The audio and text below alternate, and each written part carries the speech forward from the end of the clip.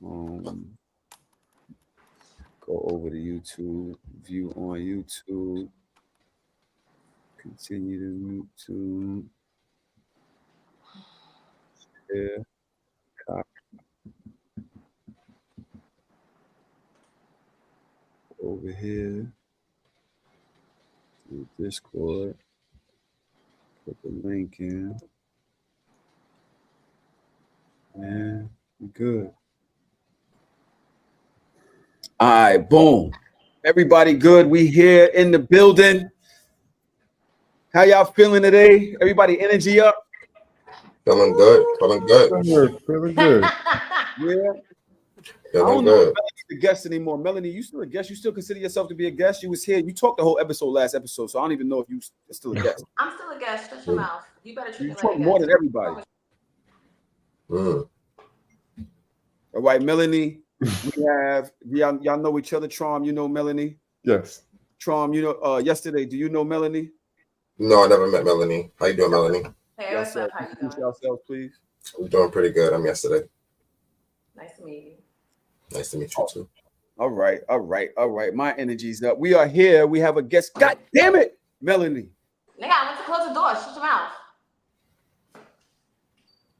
Hello, we have a guest in the building. Come on, Melanie, you got to keep yourself together here. We got mixed company. We got to provide the right atmosphere for our guests. I am a guest. I don't know. She's in my DMs more than anybody. Yo, I'm out with my mother the other day, coming back from the fucking hospital.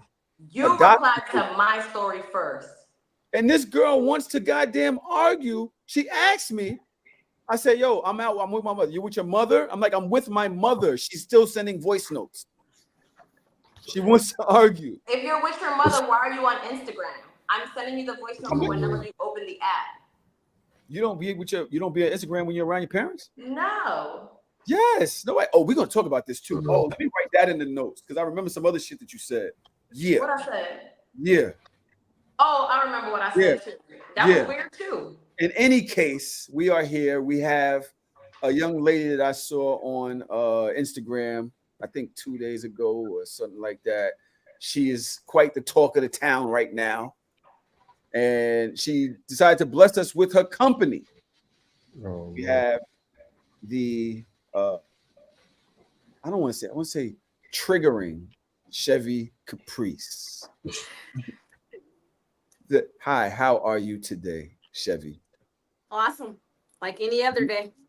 Do you accept the word triggering? Is that a good is that a good triggering as far as triggering other people and their emotions? Yes. That's fine. Controversial, triggering, it doesn't matter. I think controversial would be a better term. I like controversial. I think that's the one. Well, that would be 3 C's. Controversial, Chevy. Exactly. It's an alliteration. You went to Triple C. Yeah. I don't even know what alliteration means. What is that? That's when you have words together that have the same sound. Controversial and Chevy. Like controversial caprice would be an alliteration. Same sound. Controversial caprice. Letters that have the same sound. Do they have the same sound? Do they really have the same sound? Do that sound the same? No, I'm feeling like you be making shit. You try to make it like because you say it with confidence. You think that the shit makes sense, but a lot of shit that you say don't be making no sense. Let me ask you yesterday and Trom here, and actually even Caprice. Does con and ka have the same sound? Similar sound. Similar sound. Similar. You got it. Same. I don't know. Controversial caprice. That would be an alliteration. Same sound. It's catchy. I mean, they both start with a C. Yeah. It's the same sound of a C because the C could be a sound as well. It's the same sound of C. Okay, you got that one. You can Google it if you want, Tahoe. Google's your friend. I think I like controversial caprice. I hope she takes that tag name and runs with it. I didn't mean to offend you if I called you triggering, but I see the comments. I see the people in your comments, specifically women, who I don't know. Maybe they just like to argue with you. Maybe they like you because you go back and forth with them a little bit too. You don't play around about your content. So we have Melanie here and Chevy Caprice. Can I call you just Chevy? You mind if I call you Chevy? Or would you You like can call me Chevy. You don't have to. Yeah, the Chevy Caprice is just the whole name, but Chevy is fine. Yep. Chevy is fine. All right. Well, damn, we got Chevy and Tahoe on the shit. Is Chevy? Is it Chevy? Is it Chevy Tahoe? Mm-hmm. That's cool. Yeah. Maybe we'll agree with a lot of stuff. In any case, my hand hurts. Trom, I got into a fight today. No fucking way. Oh, Woohoo. I thought it was an argument. It was a physical fight. Yeah, I got into a fight today. I actually just came Who back. beat From you up? Nobody beat me up. I'm actually pretty all right. What? See, look, I thought we were friends. You automatically go into that. No, are you okay? This is exactly why. None. No, are you okay? Oh my God, nothing. The automatic loss is crazy. I think I'm okay. I think I'm tired. When did this happen? Why you ain't call me? No. Yeah, I'm about to say, yeah, like that was the tweet that I was talking about. Like, I know. Well, do you think that okay? So what happens is I'm in here setting up. It's about 5:10. We were supposed to start at 6 o'clock, right? It's about 5:10, and I'm sending videos to my phone. My daughter FaceTimes me. My daughter's 23 years old, turning 24 in a couple months. She's like, yo, I'm at my mother. So her mother still has an apartment here in New York that she was Airbnb-ing, and she had to have the people evicted, right? Long story short, one of my daughter's best friends moves into the apartment. The nigga that was associated with that family that left shows up to the crib. And I guess they didn't take all their stuff out the crib. I don't know. But in some type of situation, him and my daughter got into a scuffling match. Oh, She's hell no. at a friend's house. Do y'all think I had time to call either one of y'all niggas? I My would have daughter loved that. called me. She's like, yo, I just had to steal on a nigga. He's right outside the house right now. My daughter would never call me for nothing, bro. She's not the type to try to get me involved in no shit. She's very overprotective. Not that type. I said, where is he? She said he's outside. I hung up. I jumped in my car. I'm not gonna lie. Initially, I looked around for things to maim, assault, and harm. I did. I processed it. I processed weapon, what type of weapon. And then I thought to myself, oh, nah, you actually mad enough that you don't really need a weapon right now. You just gonna go over there and start hooking off. I'm pretty sure that's all you really need. I didn't even think about it, but I didn't want to waste time. I also didn't, you know what I mean? So yeah, I go over there. I hop out the car. It's 3 niggas there. I asked 2 of the niggas, yo, which one of y'all niggas put your hands on my daughter? They said, no, it wasn't us. It was him.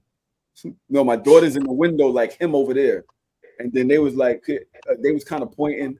And they was like, he didn't put his hands on her. And the next thing you know, I'm in his mouth, just cooking off. Pause. Huh? I said pause. Nah, I don't care. He can have all of that. He can take all of that. Undo the pause. I'm all that. However I was going to give it to him, I'd have gave it to him. I don't care. Right. That That's ain't important. You know what I'm saying? Yeah. It is what it was. You know what I'm saying? So the other 2 niggas, they was actually with him. But I think that when you a parent, it's so crazy because I'm not a fighter, bro. My legs are like spaghetti right now. I'm tired. My shoulder hurts. My hand, I don't even know if I can close my hand. I don't think I was squeezing well enough. I haven't had a fight in years. I'm damn near 50 years old. I don't even know like how to fight anymore.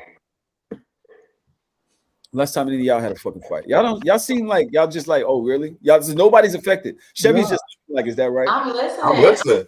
Yeah. We I'm just very You much did what you were affected. supposed to do. We listening. That's what we say. I'm like, sounds valid. Fuck yeah. I'm waiting to hear more details. I want to know what happened with the 2 other niggas. What did they do? They tried to jump. They didn't jump in. They was trying to stop it. But in the midst of rage, I'm barking at each and every which one, who, what. Y'all niggas all need to be scared right now. So that's kind of the energy I was on. Like, who wants what? I wanted to make sure that they didn't feel comfortable coming back. Facts.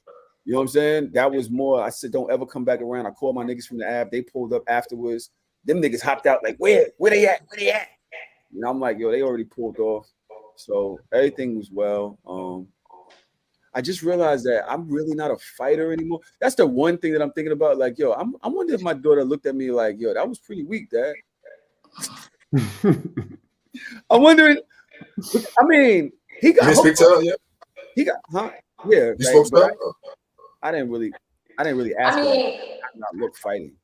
I don't think it matters, right? Like, did Right. he leave? Oh, Was the job not done? He got stolen a couple times for sure. Okay, well, he left and the job is done. Yes. Yeah. So you protected your daughter. That's what's important. And it's so nuts to me that as a parent, there is no other thought. It's like it just happens. It literally just happened. Like there was no time for me to be like, yo, what happened? There was none of that. It was like, yo, you put your hands on my daughter. He's like, I didn't. Boop, boop, boop, boop, boop. It was like there was no. It was immediate protect like that, and I don't think that I've ever had that feeling before. Anytime I've got mad and went into a fight, it was like an offense to me. It was like it was a lot of ego or something, but this was straight up like something else. And so the reason I say that, Jess, is because you like the other two niggas. I think they can see. I think it's like when a cat protects its kittens. You know, don't fuck with that cat right now. That shit is enraged. It's enraged. There is nothing with this cat right now. I don't give a fuck if it's a dog, whatever. That motherfucker is moving away from them kittens. You know what I'm saying? And I think that's what happened just now. It was like some other type of energy. I was yelling at everybody that another nigga was on the stoop, like, yo, bro, I was right here. I was like, shut the fuck up, nigga. You ain't do nothing either. I was ready. Any and everybody, man. That shit was nuts, man. I feel you. I'm tight just hearing about the shit. So I could only imagine. Yeah, it's all nasty work. Like, come to find out, it's her baby mother's husband's. It's my baby mother's husband's cousin that I was stealing on. Oh, Jesus Christ! Did she know that? Yeah, she knows. Damn. That's what I said. Oh well. My bad. You shouldn't have been there. So I was about to say, so they're not pulling back up. I would think so. Well, I threatened them pretty well. And then it was pretty nasty. I think I threatened his life. I'm not sure. I know I said some things along that word. Like it was pretty nice. It was pretty nice. The last time y'all got into a fight? Shit. I don't know. High school. I'm pretty sure you stole it recently. No, I don't get into fights. You see this face?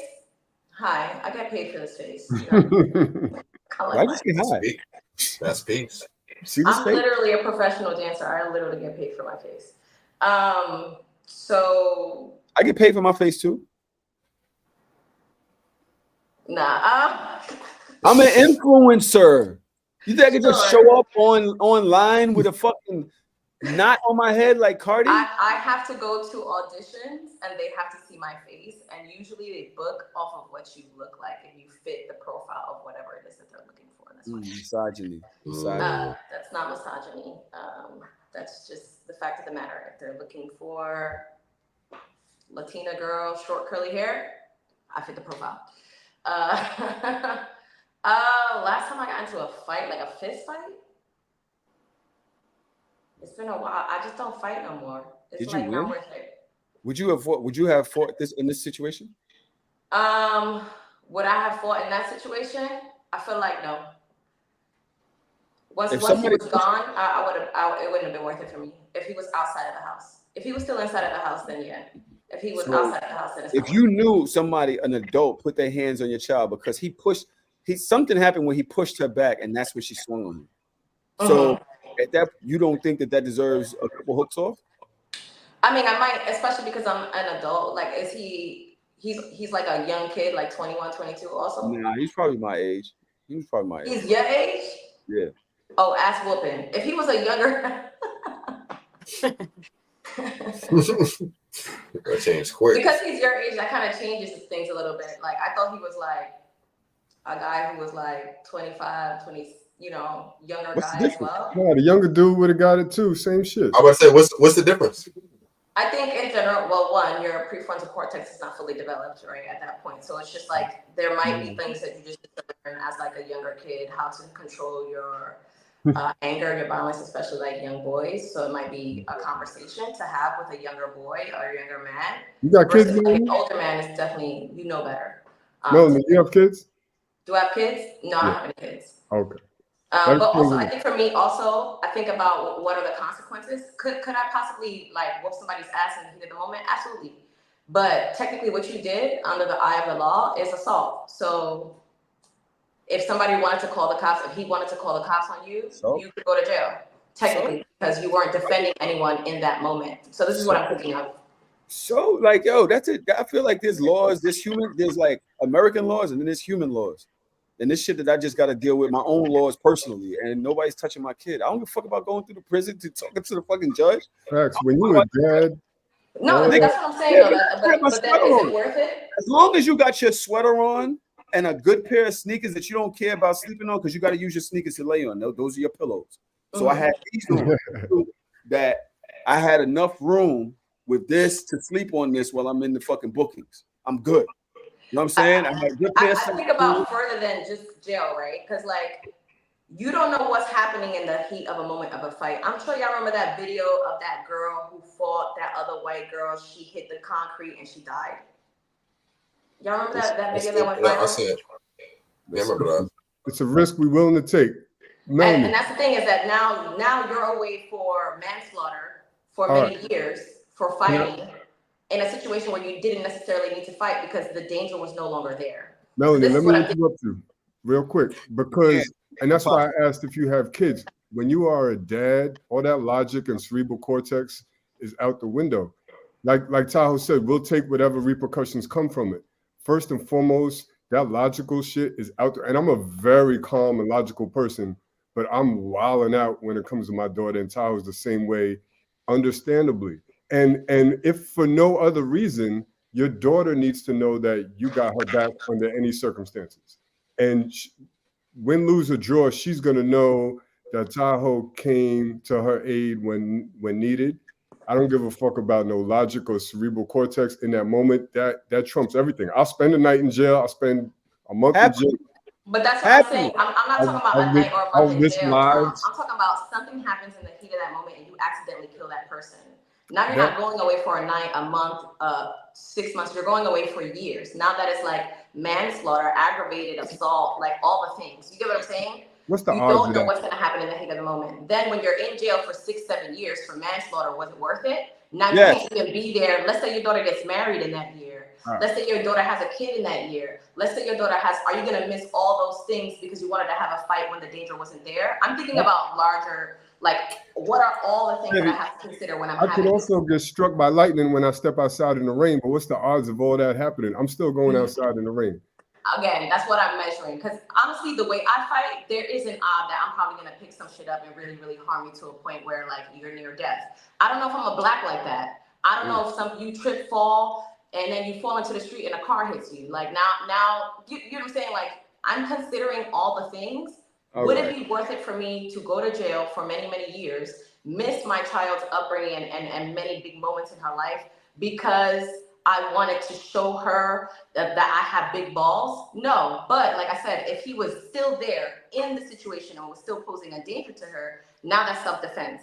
Now I'm like, oh yeah, absolutely. Now I'm in the right on the legal side and I'm right on my side. Now, do I think? Can I say something? I'm not done yet. No, because you keep speaking. I'm not done yet. Do I think that what Tahoe did was wrong? No, I'm from the hood. I'm from the streets. Yeah, absolutely. Whip that motherfucker's ass.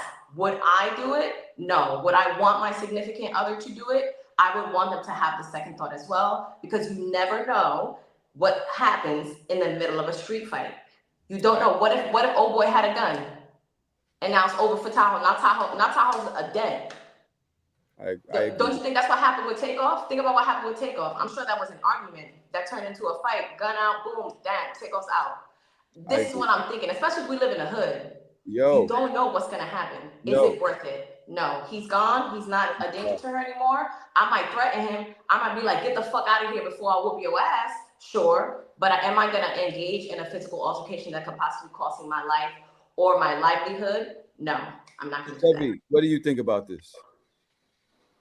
I don't think he was wrong. It can go either or. I get her logical standpoint, but also she does not have any children, so she's able to think conscious like that.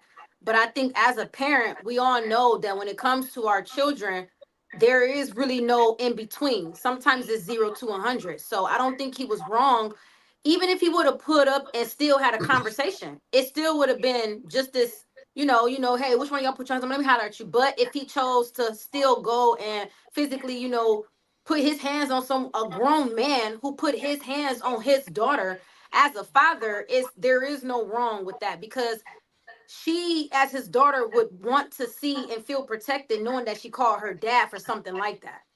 So he's thinking of how can he protect his daughter, and a conversation probably would not have stopped the man from feeling threatened enough to come back to his daughter's house. So physically putting his hands on him, I get where she's going with the logical point, but I mean, when it comes to our children, it just sometimes it just can get like that, especially if we're talking about a grown man that's near his age putting his hands on his daughter, and you still outside when I pull up. Nah. Yeah. Yes, Well, Nick, what you think? Again, I think, like I said, I don't think it's wrong, but given that you do have kids, then you should even take that extra time. I mean, I'm gonna about say that this. logically. I'm gonna say this. I totally agree with you, Melanie. I do, and 1,000%.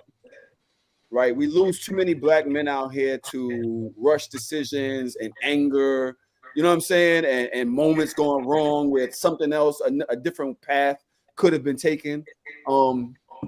So would I advise other people? Yes, you got to go over there and put your hands. No, I would not advise you to do that.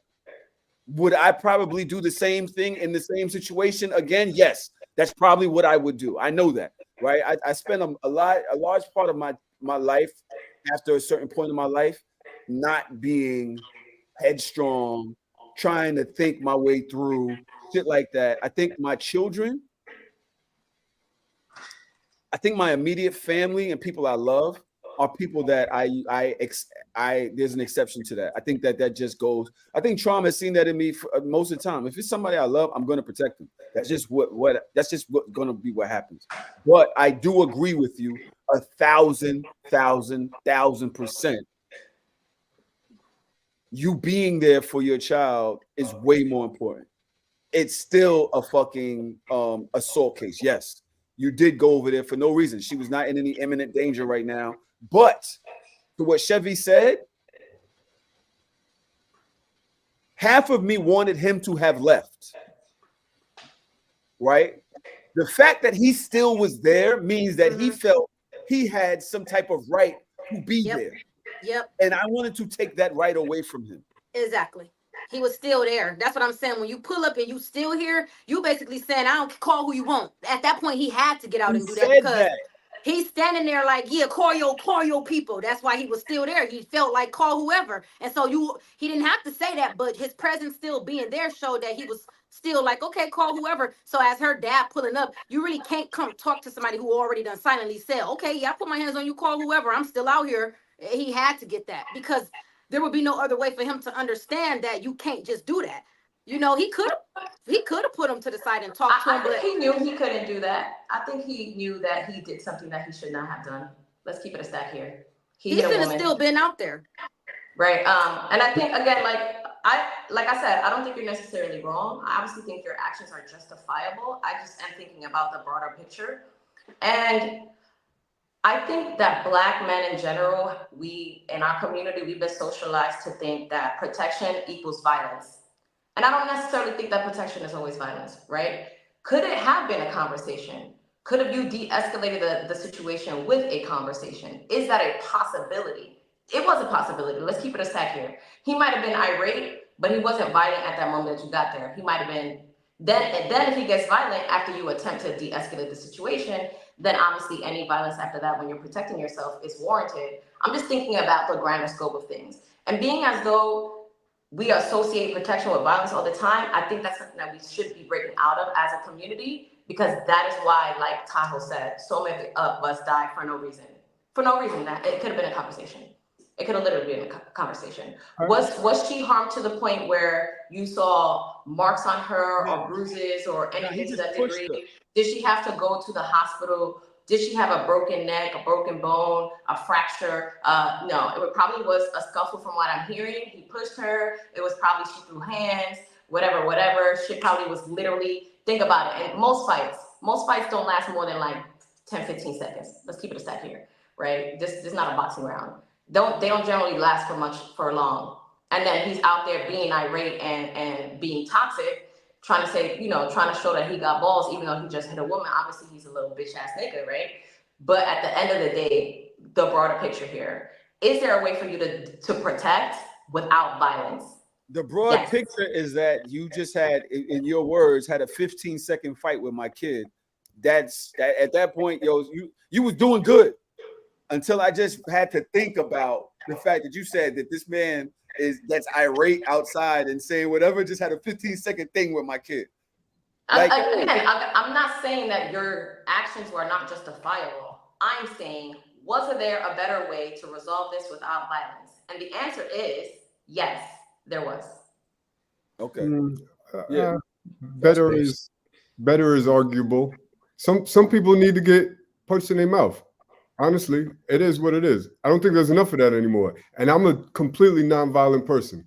You can't say you're a completely nonviolent person and say that. That's well, Tahoe, as long as I've known you only violent when you feel like it's justified. You can't say you're completely nonviolent. When I say I'm nonviolent, because I can't say the last time I punched somebody in the mouth. I can't even think of the last time. But I think of principles that I stand on. And honestly, Melanie, I don't know you that well, but from what I do know about you from the last episode, I'm a little surprised because you come across as somebody that is a bit revolutionary and a bit like into activism. And when you hold things dear to your heart and are passionate about things like that, most revolutionaries and activists are willing to go to jail, willing to die for what they believe in. And I can't think of a greater cause than my daughter had hands put on her. At that point, at that point, I understand the logic of not wanting to go to jail or not wanting to risk further violence. But at some point, as just with the heart of a revolutionary, at some point you like, yo, I'm doing what I'm standing on my integrity and my morals and my family before anything. Like if I have to die young, I'd rather not. But that's not a worry. That's not a worrying thought when I'm moving through the world. I feel like I hear your analogy. I just think you know what I mean? I don't think it's analogous, right? When you're a revolutionary, you're fighting against a broader system that has likely been oppressing you and marginalizing you and your people for generations, right? So you're fighting a system. It's almost like an imaginary ghost. So yes, you will die for that because you're thinking about the legacy that you leave for your people. Now, when you're talking about interpersonal conflict with one person and another person, and this person is also a person in community with me, now that's different. When you think about a lot of revolutionary leaders, they actually are preaching more nonviolence and more grace, more empathy for people in community, right? I'm also an abolitionist. I don't think that the prison system should exist, right? I think that we should be able to sit down and be human with each other. And in the face of conflict, especially if we're in community with each other, have a conversation to mitigate the most to harm, right? So for me, it's about harm, right? You caused harm. Could I harm you? Yes. Is that going to really solve anything? No. It might make me feel better, right? It might make me feel like someone who did their job. But let's say Tahoe got into that fight with him and he still come back tomorrow, which happens. What if he come back tomorrow with a gun and then offs your daughter? Knock on wood, right? Because he's a violent man. You don't know, right? I'm gonna mitigate the least amount of harm. Motherfuckers be out here wilding for no reason, unaliving people for no fucking reason. And in community, so I'm like, if I show this other human being who's a black man like me, some type of empathy and humanity, and yes, still be stern and still stand in mine and say, hey, take some accountability for this harm that you just caused my daughter and then get the fuck up out of here and then mitigate that harm, still teach that individual a lesson up, and then make them feel more shame for how they cause harm to other people in community with them, will that be better than, okay, I got into a scuffle and now he's out, I feel like a man now, I feel like I'm a protector now, I and knew he's you was never gonna gonna do come that. back. I knew you was gonna do that. Oh, your ego, you feel like a man, you feel That's macho. what it is. Like, come on, bro. It is. That is what it is. That is what it is. You want to make sure that, you literally said that, Tahoe. You want to make sure that in the eyes of your daughter, you are the protector that you said that she is. That is associated with your masculinity. That's associated with your attachment to how you identify yourself as a masculine protector. That's what that is. I'm not saying it's a bad thing, but that is why. And you're associating protection with violence. It is what it is. Again, I'm not saying it's not justifiable. I'm from the hood. I've called my brothers plenty of times to come and whoop somebody's ass whenever they tried it when I was in foster care. All the time. And guess what? My brothers would come from the Bronx to Canarsie, Brooklyn, and whoop somebody's ass for me. Yeah, but I'm also now 40 years old. I've done a lot of work on myself. I've done a lot of trauma. I've done a lot of healing. I've done a lot of community work. I'm a womanist. I'm an intersectional feminist. Like, I think broader now. Is it worth it to me? No. Now, will I always fight the system though? Yes, I will never compare the system that has been oppressing me and my people for over 500 years to a scuffle that I'm having, an interpersonal conflict that I'm having with someone in the street.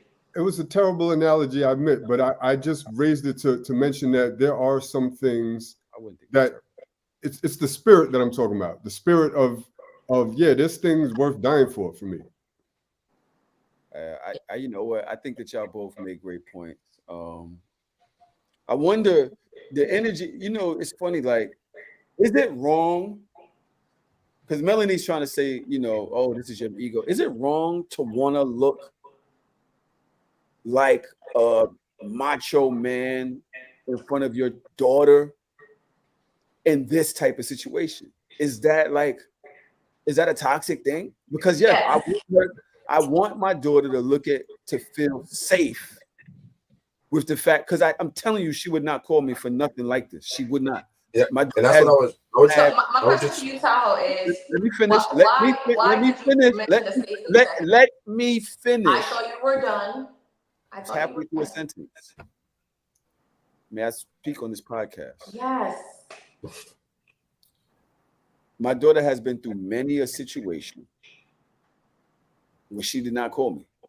I remember one time she got jumped and she had her nails on. She's one of them girls that had the curly nails and shit. She ripped them shits off when the girls was like trying to surround her and shit so that she could get her shit in, and then just came home and didn't tell me nothing. I found out like a couple days later when her mom told me. You know what I'm saying? Like, she would not involve me in shit like this unless she felt she needed to. And so when that call came, I guess I just went into that other, you know what I'm saying, space, parental space. Yes. What do y'all got to say real quick? I just want to know, is it that bad? Yesterday and then Melanie.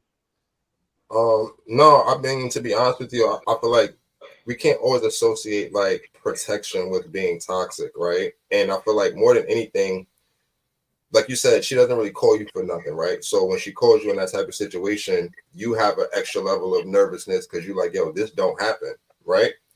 And then when you get there, not only is there him, but there's other men out there too. You said his homeboys was there as well too, right? Yeah, his homeboys is there. Yeah, they got in the So this is what I'm saying.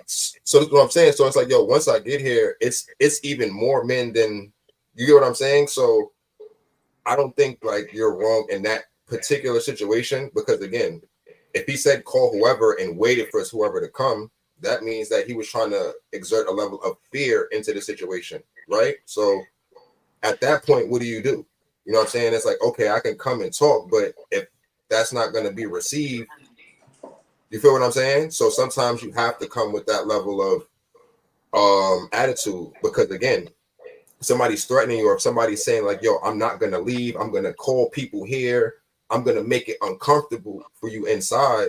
It's like, nah, just like you said, part of your issue was taking that ability away from him, right? So I feel like that's probably the most important thing, more than the other shit. Like, I mean, anything is a risk. Like, you can walk outside your crib and anything can happen. Like, so it's like you're always taking risks with stuff. But in that particular moment, with the men actually still there, that's a risk I'm willing to take. Mel. Go ahead. I'm, Um, I'm sorry for Again, cutting you the off too, protection babe. itself is not what is toxic. It's associating protection with violence that is toxic. When Tahoe, when you were explaining it, you said, "Is there anything wrong with wanting to look like a big macho man in front of my daughter?" And then you mentioned her safety second, right? You were not centering her safety. Because guess what? I guarantee you that if you would have just stood there and made sure that he wasn't going to come back and had the conversation and then he left eventually, that still would have equaled protection and he probably still wouldn't have come back. It would have still had the same effect without the violence. All right. So, and you can't say, oh, it doesn't seem like I could talk to him because you don't know, right? People de escalate worse situations. People de escalate people from jumping off of buildings and setting off bombs. You think that you can't de escalate someone who just got irate, who probably knows that they shouldn't have put their hands on somebody and their father standing in front of them. Eventually, he would have calmed down. Y'all would have been able to have a conversation. And I'm sure you've seen worse fights in the hood been de escalated and then all of a sudden, oh, you know what, you fans, kind of. So we've seen this all the time. Let's keep it stack here. Let's keep it 100. So again, the protection itself is not toxic. Associating protection with violence and wanting to display a certain type of masculinity because you need to assert your power and your dominance is because you don't need the violence to assert the safety aspect of the protection. His presence alone is the protection. Him standing in front of his daughter's building, like, all right, now you gotta leave, fam. And if you don't leave, I'm gonna call the cops or whatever the fuck you want to say. You're not gonna call the cops in the hood, whatever. But like, and you're gonna leave. You touch my daughter, you touch her again, you come near me, then I'm gonna have to protect me and my daughter. You could leave. You could have that conversation. I know y'all saying that there was no choice but the violence, but that's false. There was a choice to not be violent, and to associate protection with violence all the time is weird. And I'm gonna do this last analogy, not analogy, but comparison. All the time on the internet when we see like men being violent towards women, and then a lot of men on the internet will be like, I wouldn't have protected her. I don't know if that guy had a gun. I don't know if that guy had a this. I don't know if that guy had an axe gun or a gun. And then you only owe that protection and equate the violence of protection with people that you love. Like, why all of a sudden, when it's just another human being, all of a sudden you're like, oh, no, forget it. It's not protection anymore. I don't need to do that. I'm not going to take that risk. Parents. It's like you can weigh the risk more because it's not somebody that you care about. But at the end of the day, when I view, I'm a woman who's smaller than most men. And when I view a man being violent towards a woman, just me saying something stops it. Just me being like, hey, girl, you good? You want to come over here? Stops it. And that's protection. Even though I wasn't being violent. Then he might come up and be like, yo, mind your business. And she might be like, no, I'm coming over. You get what I'm saying? Like, protection doesn't always have to mean violence. But when Chevy, you're you associating agree? protection with violence, it's toxic. Chevy, you agree?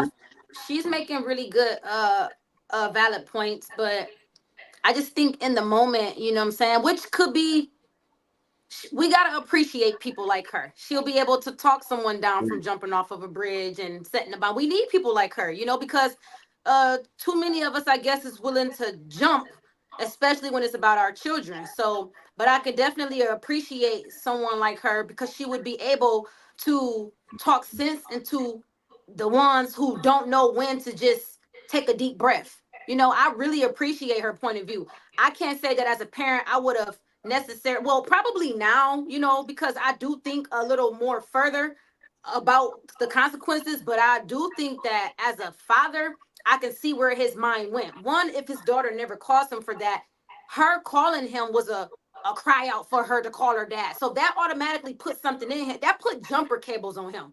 If he's usually just cruising with his daughter and she's never, you know, called him for anything, he's gonna cruise control with her.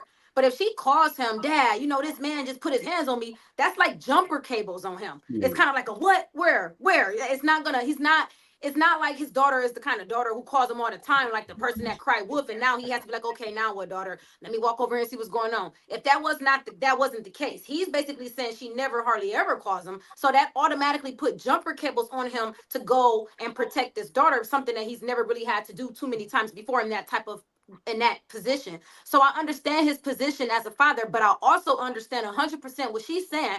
And I will say this, I do think that having conversations in today's world can sometimes be just as effective, because sometimes people are already shameful of what they've done. So sometimes all you really gotta do is just call somebody out on what they've done.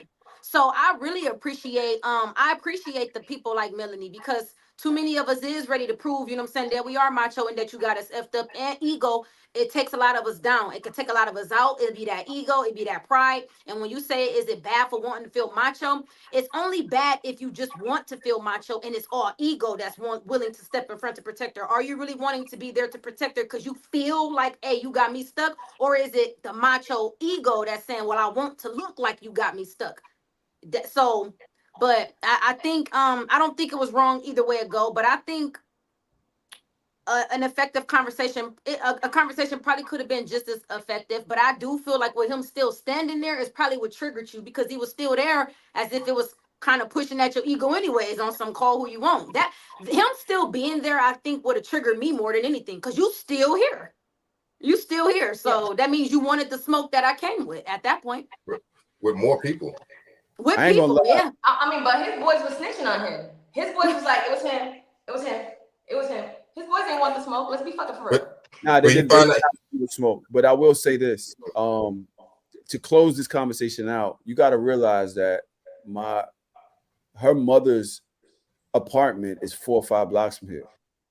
They've been squatting in that apartment for a long time, so I know that she's been having confrontations with them that entire time, which is also adding context to the fact of, okay, enough, right? Enough. You've been evicted. Nobody said nothing to you. Y'all went through the court process. Now you've actually stepped it up a level past defiance on leaving to forcing your way or asserting yourself physically. Let's handle this a different way. That's actually kind of also triggered the situation, because it's like, oh, you think these women are alone, right? And at that point, it was like, okay, and that's why I kept telling him, don't come back. It's over. Whatever you have, it's gone. Whatever's in there, it's not yours anymore. Like, I made sure, and I said to him, I don't play about her or her mother. So understand, this ain't just about her. Don't come back here. You know what I'm saying, to bring it full circle to all of that other shit. But fine. Melanie, I do want to tell you, and Chevy, and yesterday, and yes, I can't. Yesterday, it's too many syllables. It's too many syllables. And they're long. Because Melanie is one thing, but like yesterday is like, then you got 3 yeses in it. You got 3 yeses in it. It's a lot, bro. You can just call me Mel, so you can say all his syllables. I do want to say I appreciate your perspective, Melanie, a lot. I do. I do not think that you're wrong. You know what I'm saying? And again, I would advise, yo, you dead ass while I'm recording. But like I said from jump, I don't think like I wouldn't judge it. I wouldn't be like, oh, you're wilding. Like, nah, I get exactly why the fuck you did what you did. Valid. It was valid. It was a valid reason you did that shit. But on the broader conversation, yes, were there other things that we could discuss there? That's it. Yes. You know, I was speaking to Chevy before she came in. You know, she was on time. She was slightly on time, and I told her, like, I really appreciate that. She pulled up because she don't know me from Adam. You know what I'm saying? And I think more people, I think being a man or a person of your word is not as appreciated as it could be. And this is not a slight to you, Melanie, for not being on time, by the way. I know, because I was on time last week. I just wasn't sure what time we were going on. I thought we were going on. It's like people will tell you some shit, or like say my homeboy, like, he hits me to buy something from me. And he's like, yo, I'm gonna be there at 9:00. The nigga does not show up at all. No text, no call, no nothing. Hits me the next day at like 11:30 a.m. and it's like, yo, what time you gonna be home? I've not responded to that man since. That's like a week ago. He keeps hitting me like, yo, because my nigga, what makes you think that was okay? Am I wrong for that? No. I would have told him about this stuff though. I would have told him like, yo, bro, like, big dog, what we doing? No, don't take advantage of my time like that. You don't know what the fuck I got going on. You gonna tell me to stay still for you to be here and then just dip off, go get jerk off, get some head, fuck, eat cookies, whatever the fuck you was doing, enjoying yourself. Even if you went to sleep. What if I wanted to go to sleep at 8:45? Mm-hmm. Stay up till 9 because of you. Yeah. That's the worst. Staying up for somebody, that's the worst shit. Motherfucker. So yeah, being a man of your word is a thing. What do y'all think about this whole Diddy situation? They saying that the man now has 120 new counts. 120 new counts. Civil lawsuit. 60 men, 60 women. Which is a crazy number. Charlamagne said that. That's a nasty. 60, why is it so even? That's one thing. I'm not sure. I'm not trying to say it didn't happen. It's a very even number for 120 people. They said they turned people down. I saw some articles that said other numbers as well. But they said there was a 9-year-old boy there in this thing. And I said at one of the counts, they said at the time, yeah. I got dragged this morning on the internet because I said, I don't know. I find it very hard to believe that he was fucking with a 9-year-old boy. Why? Like that's yeah. I didn't get that. That's why I said that to you earlier. Like, what? Where are you living? Where you been living at? What are you talking? Do people around you just like fucking with 9-year-old boys? You know people like that? Am I around P Diddy types? No, I'm not. So no. But I'm talking about that I should find it that it's some place in my brain should normalize the idea that this is what this nigga would want. I think some place in your brain should normalize the idea when a 9-year-old comes forward and say that they were abused to believe them. I didn't say I said. But hold on. The part of the cases are people saying that the abuse happened when they were 9, 12, 15, whatever. So they're not 9 today. Like they were. I mean, but they're still a victim, and they were that victim. Yeah, for sure. Yeah, for sure. Yeah. I don't want Tyler to get confused and think that somebody was 9 right now. Yeah. It's just I'm not saying that it didn't happen. I'm saying that somehow it just I can't. The processing of a nigga like that had all of that would lust for a child, a baby like that. Like it's like that's like it's unfathomable to me. Like that's what I'm saying. It's unfathomable. It's not. I'm not saying like yo. I don't think his character would allow him to do that. It's saying like what? Do you think? Tahoe, let me ask you a question. Do you think that your attachment to who he was to you, to the culture, growing up, listen to his music, probably like witnessing him being like a mogul, a black mogul, black. I used to work there. Hold on, I'm not done yet. I'm not saying you did, but in general, let's keep it a stack. That's what Diddy represented for many of us, right? He represented coming out of the hood, coming out of the gutter, and being that nigga. That's what Diddy was, especially for New Yorkers, right?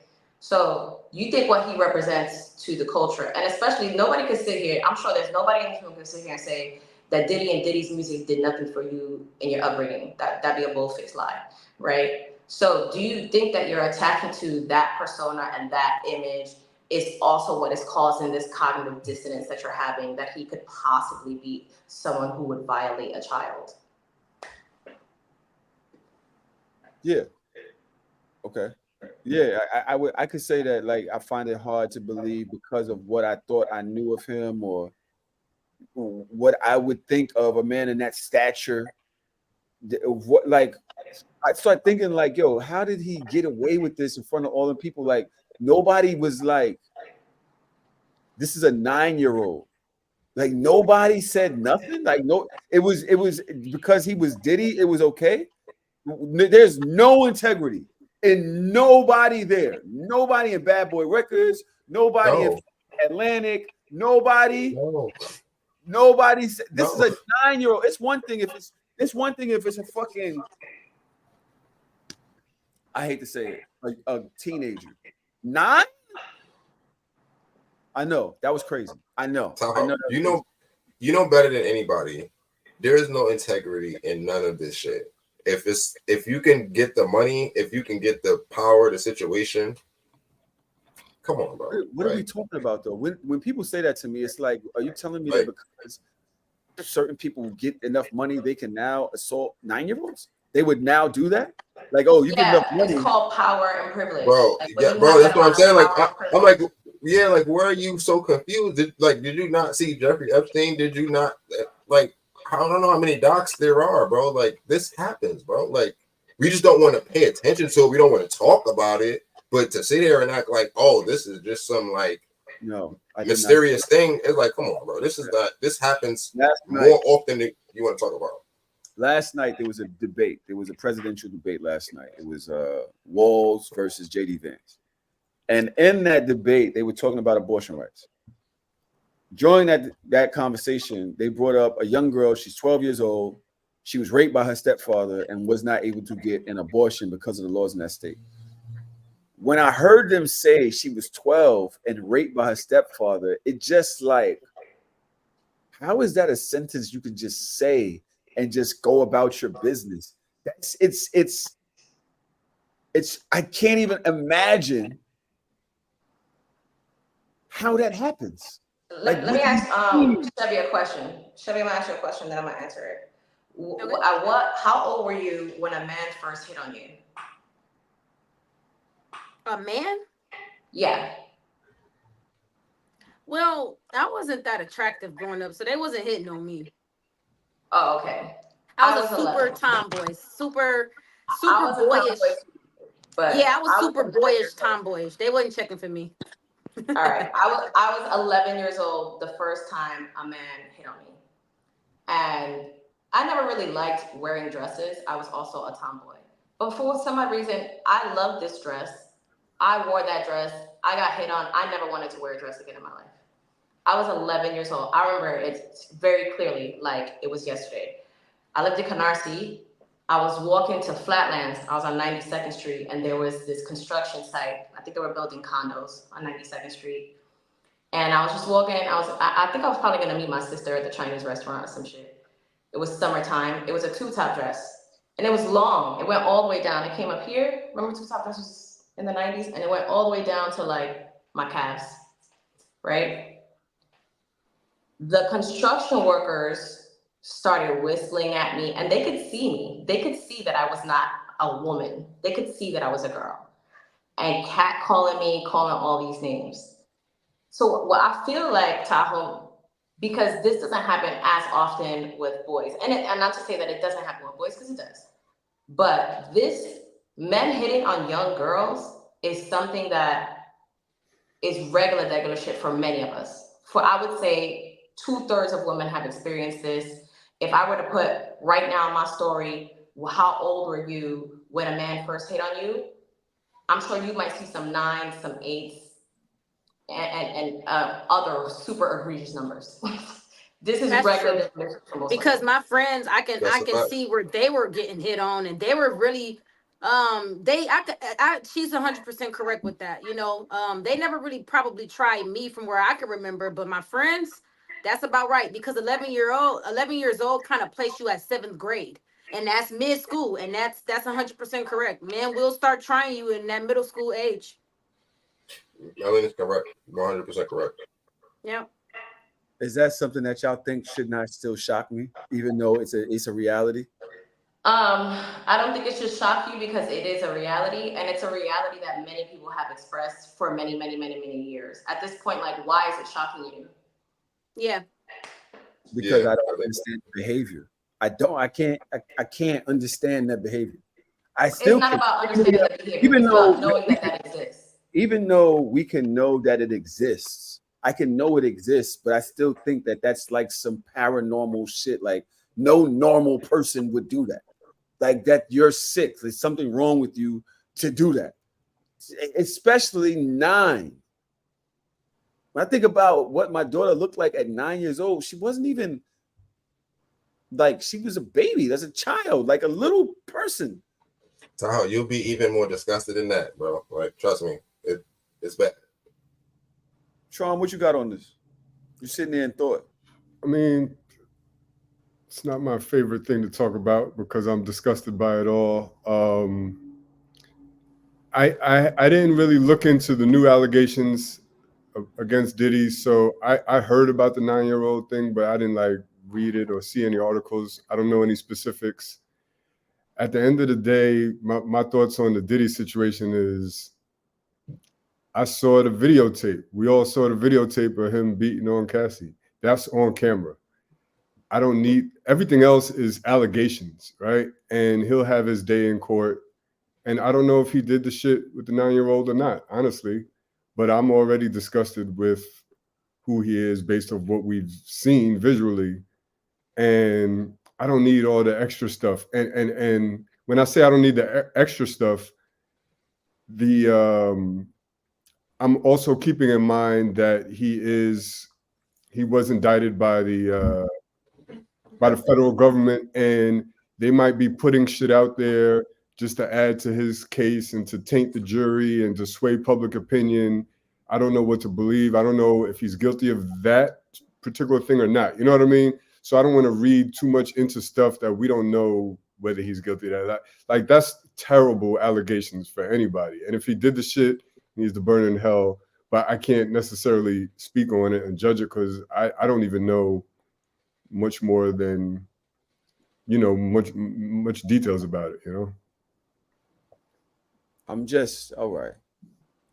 We lost Melanie. I guess she got a phone call. Maybe her phone died or some shit like that. I definitely want to wait for her to come back before we move on to the next topic. But yo, I don't know why people are so shocked that I'm like, because it's not defiance. I'm not defending him. I'm not like yesterday is on the foot, like, yo, you wilding cuz. And I'm like, yo, I literally just said I can't believe it in a way that's of shock. Right.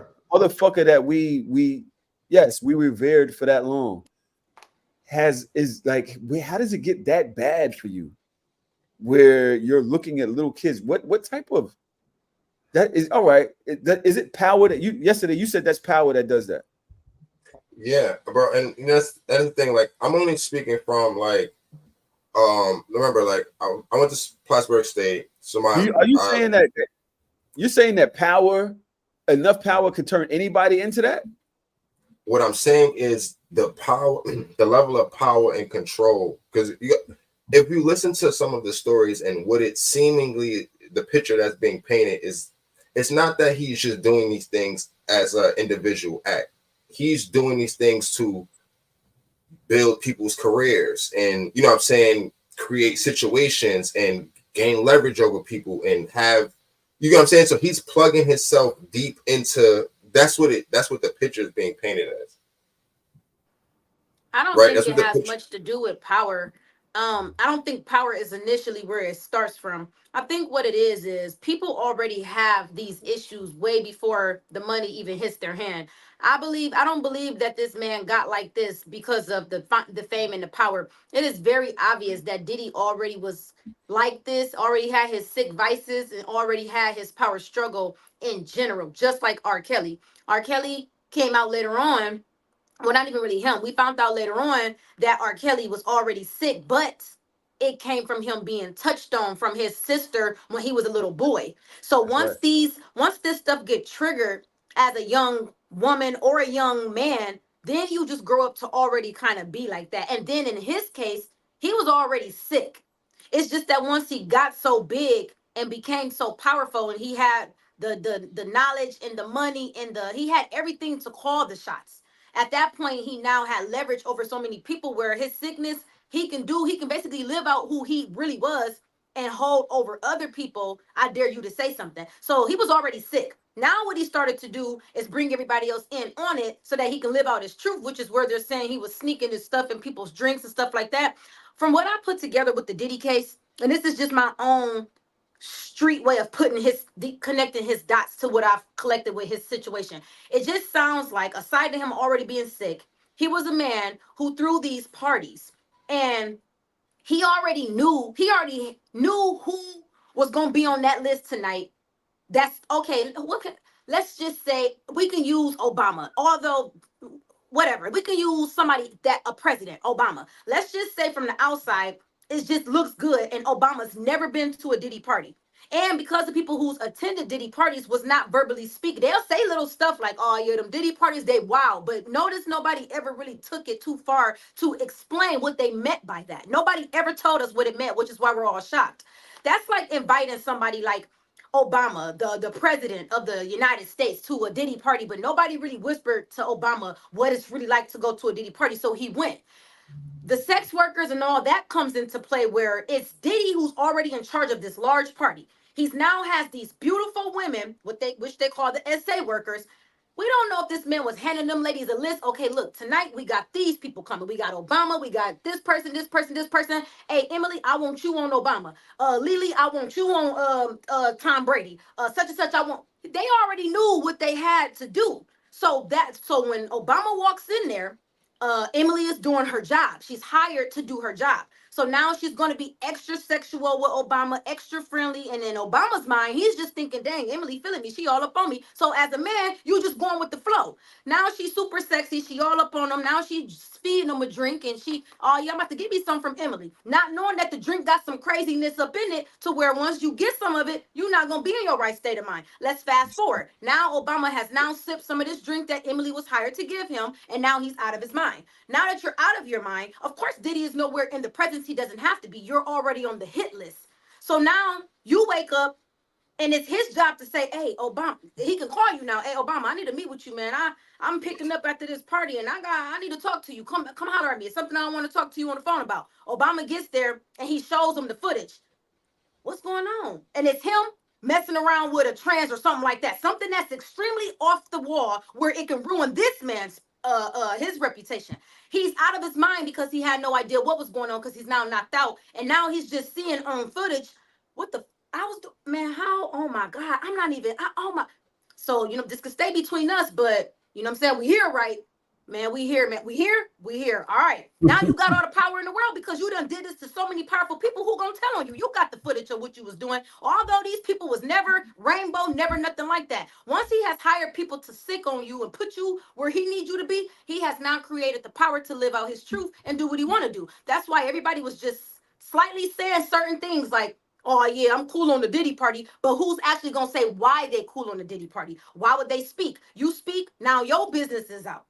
So, and all he can do is just sit there and act like he never knew it was going to happen when he knew he was hiring these people to hit on these certain people. So I don't think it has anything to do with power. I think the man was already sick. And once somebody is already sick like that, to bring it back to the younger kids, the 9-year-olds, 10-year-olds, that is that's just a power struggle.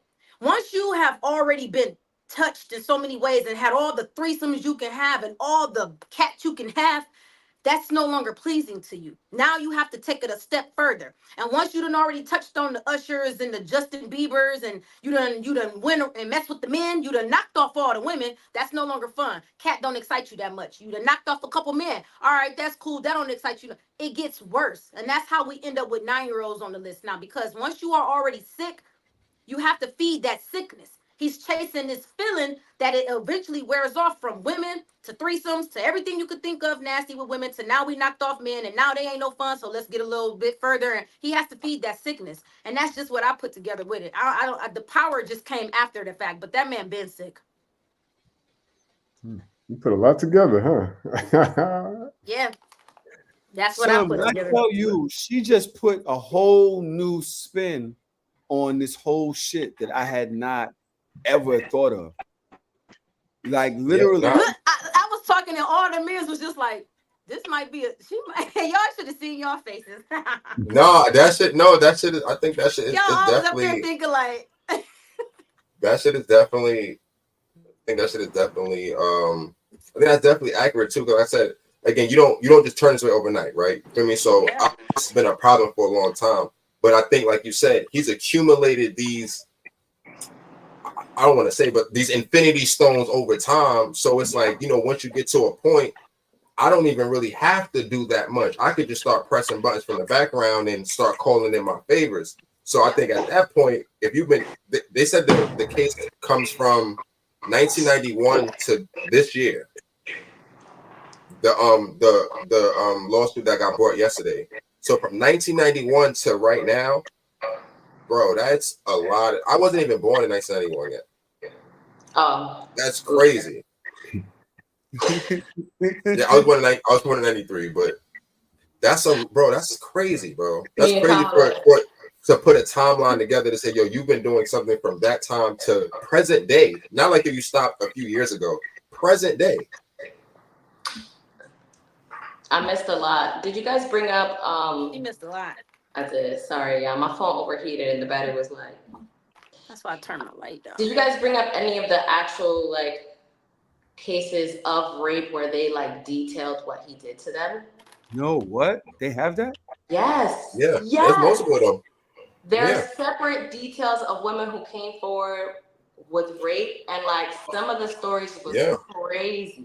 Other men involved. Other men involved. Security guard involved. Different people implicated. They're saying that they drugging women, tying their hands behind their back, video recording it, showing it to her boyfriend. While one girl was pregnant as well. They're saying that they have footage of somebody that's more famous than Diddy. Way more. And the internet is trying to figure out who could that possibly be? Any ideas of who that could possibly be? Everybody pick one person. Let me know who do y'all think this could possibly be? Chevy already said Obama. And you know what's crazy? I literally just said Obama just out of wedlock, and now you're saying that just furthermore makes me believe what I'm saying is true. He was going for higher up people to build that power line. Like, that's crazy. But I also feel like Obama's a reach. But I feel like, Chevy, to your point, right when he got locked up, so many CEOs like from across multiple different businesses, like stepped down. So they might not be as popular as Diddy, but a lot of them people got the same money as Diddy, if not more money. So I think for us, we thinking about the people that we know and that we can recognize, right? The people that is notable to us. But it's really the people that we don't know, the CEOs and the owners of shit that we don't know, don't recognize. It's really the dirt on those niggas, like that. I think is the real crust of this right here. Like it's the people that we could identify as low level people. The people that we don't even know if we see a picture of them. That's the people who I think that this shit is really about. And I'm thinking, keep on thinking about black folk, but like Diddy was hanging around mad white people too, like. That's what I'm saying. Like a lot of these. Who knows? What if it's Brad Pitt, Tom Cruise, like politicians, pharmaceutical companies, like Arnold stuff like that. But they use the word famous when they said it. They said somebody who's way more famous. So this isn't just some Exxon CEO or somebody that works at Logitech somewhere. This is somebody that we know. How many more people are famous than Diddy? How many more people that's more famous than fucking P. Puff Daddy? Mm-hmm. I mean, it depends on who you talking about. That's why I said you got to include white folks. Sting. I'd rather include the white people. I don't want to just speculate on our black brothers and sisters. What if it's Paul McCartney, some of the Beatles, like? Yo, is it crazy if that doesn't surprise me? Yeah, that don't surprise. Tom Cruise wouldn't surprise me. Leonardo DiCaprio or something like that. I was thinking Leo too. And now we're thinking, man, what about women? Is Leonardo? I like Jeff Bezos, Sade. I like that. Oh. Is Leo DiCaprio more famous than Diddy? I mean, worldwide, yeah. On a global, for sure. Jeff Bezos is crazy. Does this famous person have to be alive? Are you talking about Mike Jack? Are you talking about Prince? What are we? I feel like a tape of somebody that's not alive would just be crazy. Like it'd be like, what we doing? Somebody said that this whole shit might be because Diddy was trying to start his own black people party, political party, and they're basically shutting him down before he could affect the politics in this country. Can we let go of this shit? Like every time a black man about to buy NBC? Stop. You about to buy NBC? Stop it. I mean, I feel like about to buy BC. Listen, two things can be true. He could be guilty of all the shit that he's done, but it's come to light because he pissed the wrong people off. There's one reason why it came to light. It came to light because of that law in New York State that was about to expire. And so all of the women who he abused in New York came forward all at the same time so they could have their civil cases tried before the law expired. That's why it came through. You don't know that that's the only reason. That is literally what happened. Okay, Melanie, if he abused these people and the statute of limitations was up, that means they had plenty of time to come forward. You're talking about 120 people and nobody had the wherewithal to come within the time. Trump, they said 3,000 people reached out to the Diddy hotline. 3,000. Oh yeah, the Diddy hotline. All I'm saying is it's not beyond the realm of thought that two things can be true. He's guilty of all of this shit and he pissed the wrong person off, and they was like, "Oh, but if really? He's guilty of all of this shit. Who cares who he pissed off?" It's not about who cares. I understand that line of thinking, but I mean that doesn't mean that it's wrong to know that. Yeah, if you piss the wrong people off, they're going to expose you. I just wanted to go back to what you said, Trauma, earlier about like no one had the wherewithal to come forward first, blah blah blah, this and the third. And I'm not necessarily a trauma-informed psychologist or social worker or so on and so forth. But when we are having these types of conversations, it's really important that we are speaking from a trauma-informed lens, because it can easily go down a slippery slope to victim blaming, because victims of sexual abuse usually don't come forward, right? And not only that, it's because they won't be believed. On top of that, when you look at the statistics of people going to jail for sexual crimes, very low, lower than murder, and murder is already low, right? And on top of that, because they're never going to be believed, they don't come forward. When you have someone in a power dynamic like Diddy, he's using his power, his privilege, and his money to coerce people to do things, and then also coerce other people to be silent. And you got to think about what it's like on that end, right? And on top of that, I heard he was threatening people's lives and threatening their families. I would probably shut the fuck up too. I'm not gonna say. Let me say that first. I want to say I apologize if I was insensitive to anybody. I didn't want to come across like I was victim blaming. But I think, Melanie, you actually proved my point. The fact that if it's true that people didn't feel they felt scared or threatened to come forward, if it is true that he pissed off somebody at Diageo or one of these big corporations, and somebody flipped a switch like, yo, you know what? We going after him. And they called up somebody like, yo, I know you had an issue with Diddy. We got your back. We got lawyers. We got money. We're going to release these tapes. We're going to X, Y, and Z. And now they have a power structure behind them where they feel a little bit more empowered to come forward. That is very believable as well. These are all theories, of course, but I'm like, it's very believable to think that that's at play. I don't think we should dismiss that. I'll take your theory, and sure, it's believable, but what do we know objectively? The person who empowered these people to come forward is Cassie, and she deserves those flowers. Somebody could have empowered Cassie, and of course, Cassie is but again, from objectively, the first person who like broke this bullshit open was Cassie. If anybody's empowering anybody, it's Cassie and her willing to come forward with her story and her. This is actually a fact, Trump. I spoke to somebody at Homeland Security, and those are the people who actually opened up the investigation. And they were actually, the person I spoke to was actually on the investigative team at Homeland Security that started this case. And they said it definitely started with Cassie. Oh yeah. I'm not disputing that at all. They said that they were not looking into this case whatsoever before that. When they got that affidavit or whatever it was that Cassie filed, they realized it was like, I don't know if y'all watch Billions, but it was like Chuck Rhodes. He saw it. The person at Homeland Security saw it. They were a person that they were like, yo, this could be a career-breaking case. Look at all of these things. Look at all of the allegations.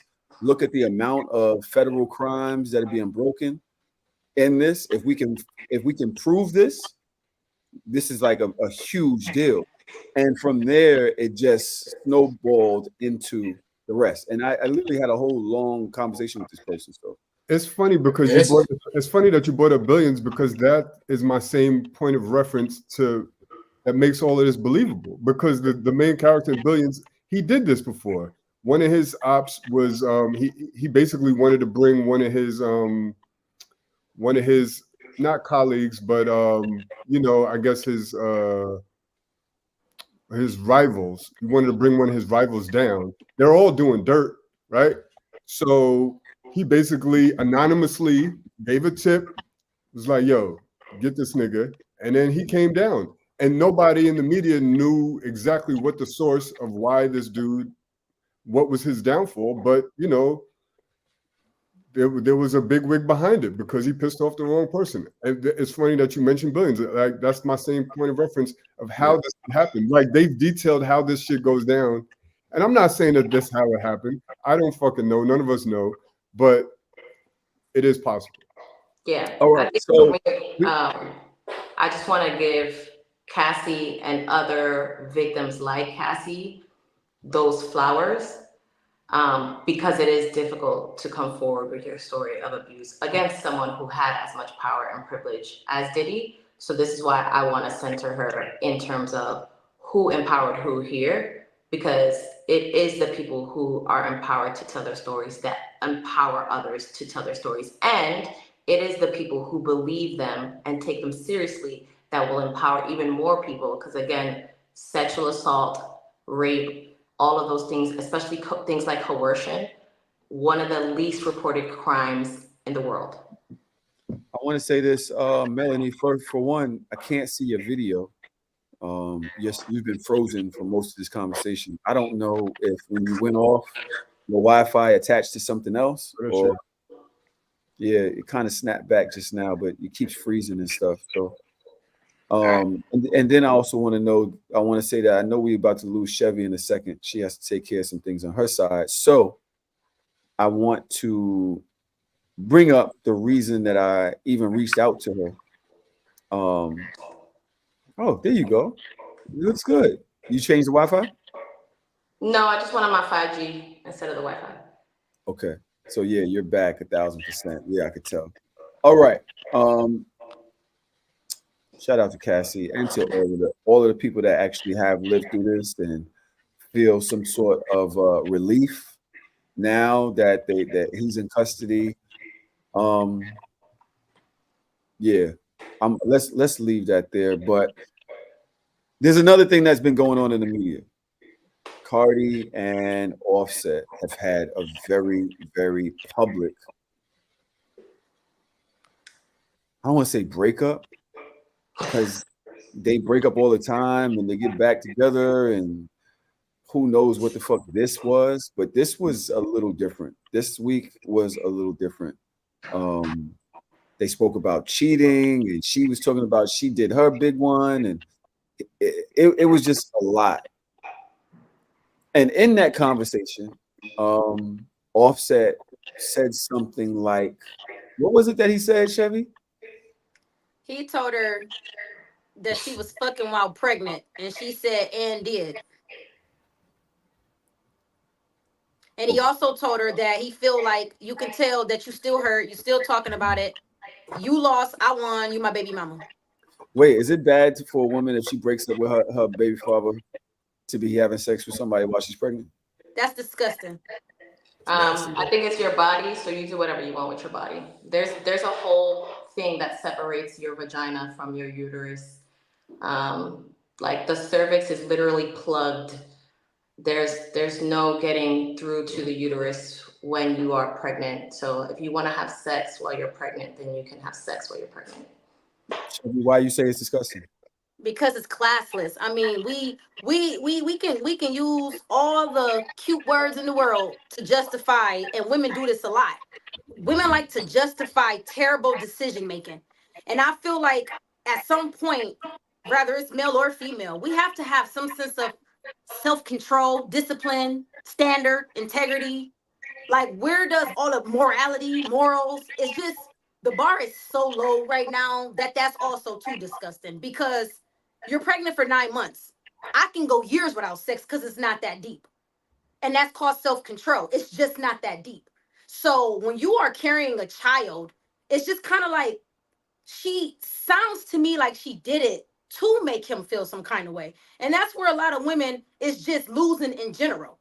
So many women gonna accumulate so many miles on that poor little Hellcat to try to make one person mad that it's ridiculous. It's not even about that. It's about just self-respect. And that's what it's about. Yes, I agree that it is her body and she can do what she wants. Just don't be mad when somebody treats you as such. That's that. That just sounds like a lot of sexism that you just spewed right now, so I'll let you rock. But straight up sexism and misogyny was what you just said. Don't let her rock. Nah, that's what it is. It's sexism and misogyny, just so you know. I mean, you can have that opinion, just understand what it's rooted in. Why is it Assessing a woman's value by what she does with her vagina is absolutely rooted in sexism and misogyny. Respectfully, I want to hear your opinion. That's my opinion. My opinion is you cannot assess a woman's value by what she does with her vagina. That is her vagina. That is her body. She is an autonomous human being. A pregnant woman has every right to desire sex. She still has the feelings and desires to have sex. She wants to have sex. She can have sex. You don't have to act on every desire. You can have desires all you want. Why act on it? Because you want to. It's not causing anybody any harm.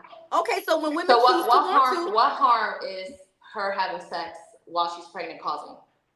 So let's just answer it in a realistic way. It's not causing any harm. It's just that when a man looks at you and say, you know what, you smut, I'll never take you serious. I'll never marry you. You can get fucked on. I'll take you to a movie, but please understand you will never be my wife. Then we don't need to hear women saying, but why? Because that's just classless. Yeah, and we know what it is. That's sexism and misogyny. That's what you're saying. That's reality. That's the reality, though. So as long as women are ready to, that reality is sexism and misogyny, literally. And as long as women are ready to face, as long as women are ready to face their reality, calling her a smut, saying that she's not deserving of a real relationship or love, making her, devaluing her, dehumanizing her because of what she did with her own body is literally sexism and misogyny. That just sounds cute, but I'll let you have that. That's not cute. That's objectively what it is. What's not cute is laying down having sex while carrying another man's seed. That's not cute. Again, so you could do what you want with your body and say, I personally would not prefer to have sex with another man while I am pregnant with another man's child. And you can have that preference, and that's the boundaries that you set for your body. But you should not be assessing anybody else's morality by your own subjective morality. Her morality is not based on your morality. If what she is doing is not causing any harm, which you just admitted, what she didn't cause any harm, the cheating probably caused harm, but like the act of having sex while she is pregnant is not causing her or her child harm, then technically there's nothing immoral and an objective way of looking at morality in terms of morality being based in harm. She did nothing wrong. And again, would I do it? No. Do I care what somebody else does with their body? No, I don't care, girl. Live your whole fucking life. Why wouldn't you you? Look bad. Because the motherfucker was cheating on her while she was pregnant several times. Maybe that's what her fault. Like she needed to do. That's Why her wouldn't fault. you do it? Huh? Why wouldn't you do it? Why wouldn't I do it? It's just something that I would not do. Why? Like, I also, like, for a long time, didn't eat meat. I'm not going to stop everybody else from eating meat because I didn't eat meat. But if you say you won't do it, that means that it's a decision that you know, no matter what the position you wind up in, no matter if you meet somebody you want to love, but you're already pregnant, you know you won't do that. So I'm asking you why you won't do that. I'm saying I personally would not do it because I don't think that it's right for me. But anybody else who wants to do it, who they want to then define their own morality how they want to. So it's against my moral code to do that. I don't think it's appropriate. I don't think I would feel good doing that. But I am not going to take my moral code and subject someone else to that. So define your moral code as it relates to this subject is what I'm asking you to do. As it relates to the subject, like, I don't think that I would be having sex with another man while I am pregnant. That's really it. Because it just would not feel right to me. There's no, I don't have any, like, it just does not, it just would not feel right to me. And that's enough. That's literally it. It just would not feel right to me. That's it. No, I'm trying to get you, because the reason I'm asking you to do that is because you are connecting with Chevy on the way you actually feel about the situation personally. You just don't want to put your personal feelings onto somebody else. And so what I'm getting you to do, what I'm trying to get you to do, actually, because what if I don't know, like, I don't know what the difference is, right, between what she's saying and what you're saying. And now you're saying, like, well, so all right, here's the difference. Right, when it comes to me, and I'm like, why? we'll use abortion as an analogy, right? There are some people who are pro-choice but anti-abortion. They themselves would not get an abortion, but they're not going to dictate what somebody else wants to do with their body because they would not get an abortion. That is that. So I guess you could say technically my standpoint is your body, your choice. I'm not going to judge you from that if the thing that you are doing is not causing harm. I can just say I wouldn't do that. Yesterday, That's against my moral code. I wouldn't do that. But that's your body. That's your choice. You're not causing anybody harm. I'm not going to push any judgment on you. That's not my business. Yesterday, what do you think? I mean, I just, to be honest, man, like the whole shit is nasty. Everybody's nasty. He's nasty. She's nasty. I'm tired of talking about shit that have nothing to do with music. I'm tired of people coming in the music business, cosplaying as artists, and all we have to talk about is shit like this. And it's like, bro, like, what are we talking about? Like, what are we doing? Like it's been how long? We don't have no music. We don't have no content.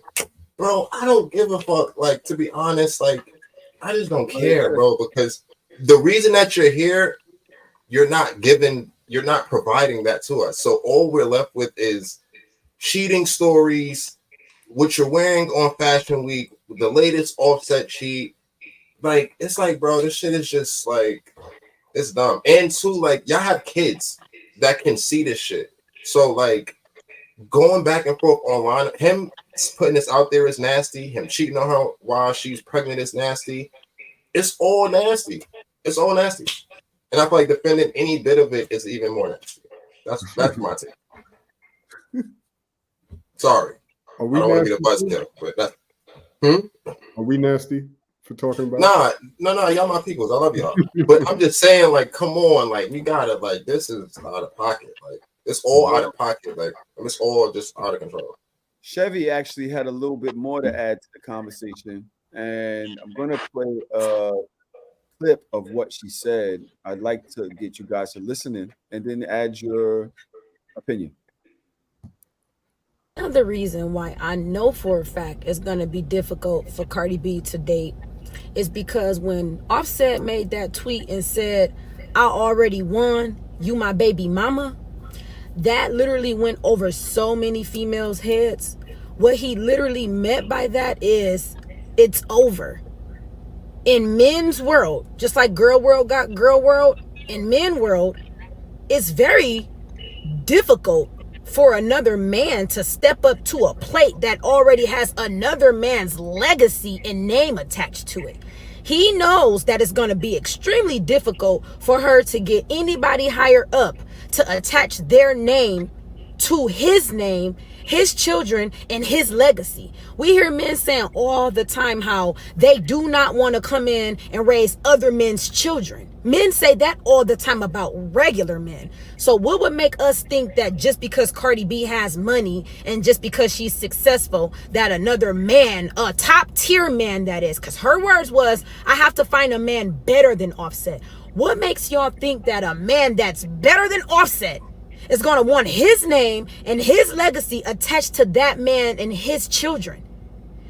Offset wasn't playing when he said he won. He definitely won. He knows that Cardi B's going to have to do what Nicki Minaj did, which is find her a man, just a regular guy who's going to love her for her and is going to be happy with the position of just being in the presence of Cardi B.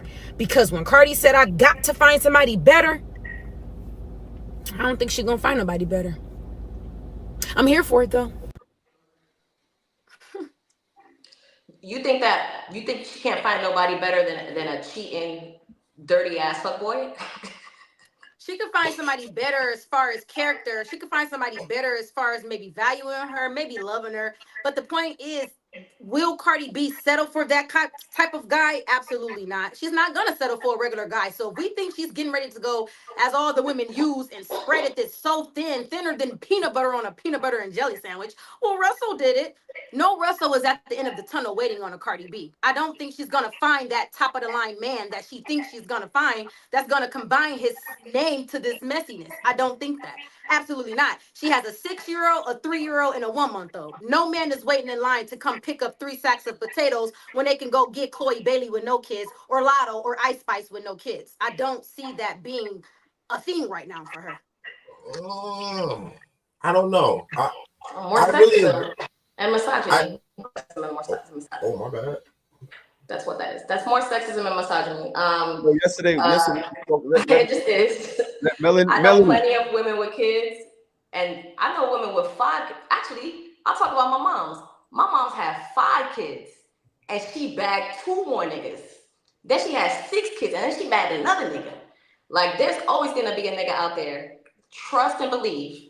And at the end of the day, will it happen tomorrow? Will it happen next week? Will it happen next year, 5 years down the line? No. But is there possibly a man out there who will just love Cardi for who she is, and because she is a mother, also love her children? That man could absolutely exist. That's why I said it's going to be difficult, not impossible. Difficult, and it will be difficult. It will be 100% difficult. And this is the thing. I'm not saying that no man is going to come save the day, because my mom has 10 children and it's 13 of us total. And my dad came in after my mom already had 5 kids and had 5 more kids. And then I have a friend that was married for 17 years. She has 4 children from her ex-husband. She is now in a relationship with the new man. They've been together for almost 3 years now, and it looks like a happily ever after as well. So it's not saying that it's impossible. However, your mom, my friend, those are regular people. Y'all are, as women, when I say y'all, women are saying, well, Russell Wilson did it. The situations are not equivalent. Sierra was not like Cardi B. She did not get on this good internet saying that she slept with y'all got to understand, like those top of the line men that all the women is chasing behind, why would a quality man want to combine himself with such a messy situation? I can't even physically picture a quality man standing in a family portrait with Cardi B and 3 of Offset's children. I've spoken to too many men of quality in general, and their answers are typically the same. Why would they do that? And listen, I'm a Cardi B fan to an extent, but we're acting as if Cardi B is a quality woman. Why is she not a quality woman? She's not, love. That's not Sierra was a quality woman, carried herself as such. Put it like this. If Jay-Z was to break up with Beyonce, I don't think Beyonce would have a hard time finding a man to step in eventually, just due to the way she carried herself in general. Why would y'all think that a man would want to be a part of that circus? That's terrible. The whole thing is messy. Again, it's sounding still like more sexism, more misogyny. Now you're introducing respectability politics. So this is what this is sounding like to me. At the end of the day, you gave 3 examples of regular people who had kids and who had a lot of kids, and I gave an example, and they all got their man at the end of the day. Why? Cardi B's not going to take a regular man. Hold on. I'm not done yet. Why? Because those men love the woman that they were, right? Offset, it didn't stay with Cardi for all those years because she's whack. There's something she got. I don't know if it's the poo-tang. I don't know if it's just who she is. He not staying with her all those years and begging her back the many times he begged her back, which he did, because she's whack. Let's keep it a stack here. That's 1. 2, you obviously don't know how messy Hollywood is. I live in Hollywood. These niggas don't care. I guarantee you there's niggas lined up right now for Cardi right now. So I'm telling you that right now as someone who lives and works in Hollywood, literally be watching the celebrities, A-list celebrities, be in the messiest shit and you be like, that's kind of messy. And they don't care. They want what they want. Trust and believe. Just because you're a person in Hollywood, you're a celebrity, you're famous, so on and so forth, doesn't mean that you're not going to get in mess. It doesn't mean that you're not going to accept any drama. They do it all the time. And honestly, it'd be more egregious than regular drama. Can't write the shit. Can't make the shit up. Chevy, what you was going to say? I just think at some point in real life we have to unhand delusion. We have to come back down to reality at some point. Um Cardi B, I don't know Cardi B, but I don't see Cardi B settling down with a regular guy. Not to mention when I watched a few more of her lives, she was just like, "You're just mad because I don't treat you like a man. I don't treat you like a man in this house." And it's very obvious that she has a very strong personality about herself. So I don't see her really going for a regular old degular guy. Like, okay, it's easy for my friend and women, that we know to have men to take them on and love them. But you have to also understand when you say that men don't care that they're lined up to have sex, she looks very interesting, very sexual. She looks very sexual and interesting. So there's no doubt in my mind that men are lined up for the experience. But I do not see a man of quality. Let's just use Russell since that's all the women's superhero. I don't see a Russell Wilson coming to save the day and marrying a Cardi B.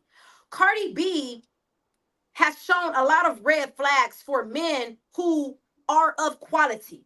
Men that are of quality, they don't do too much of that drama. You don't see Sierra up there on the internet talking about stuff that's going on in their household. She is standing strong, holding that man's image to par like she should. We don't know if Russell B. We don't know what them people do, but she's holding it down as she should. The way Cardi B acts and the way she carries herself and the fact that she even brought their family business to the internet is a red flag within itself. Even if she did have sex with someone while she was pregnant, let's just say, okay, you did that. Why would you even say and did? I would have never even comment back on that. I would have left that alone and just left everybody to think like, because if he would have got up underneath her thing and said, "Oh, be quiet, you was fucking while pregnant," she didn't even have to address that. And whether she did it or not, the That fact was that she nasty. said and did, she should have never even spoke on that. I think where a lot of women go wrong, including Cardi B, is we get so, well, not we, because I'm very, very self-aware and very just in tune with my emotional intelligence. So I know exactly where to place my emotions at this big age and where not to. I just feel like where she and a lot of women go wrong is we get hurt by men. And instead of us just taking that pull back to sit still with ourselves to try to reevaluate our thoughts and get them together, we start doing stuff and acting off emotions and saying stuff and acting off emotions. And by the time we really sit there and think to ourselves, we really sometimes, if not all the time, most of the time, we feel stupid after saying and acting on things and then be like, dang, I should have never said that. Dang, I took that too far.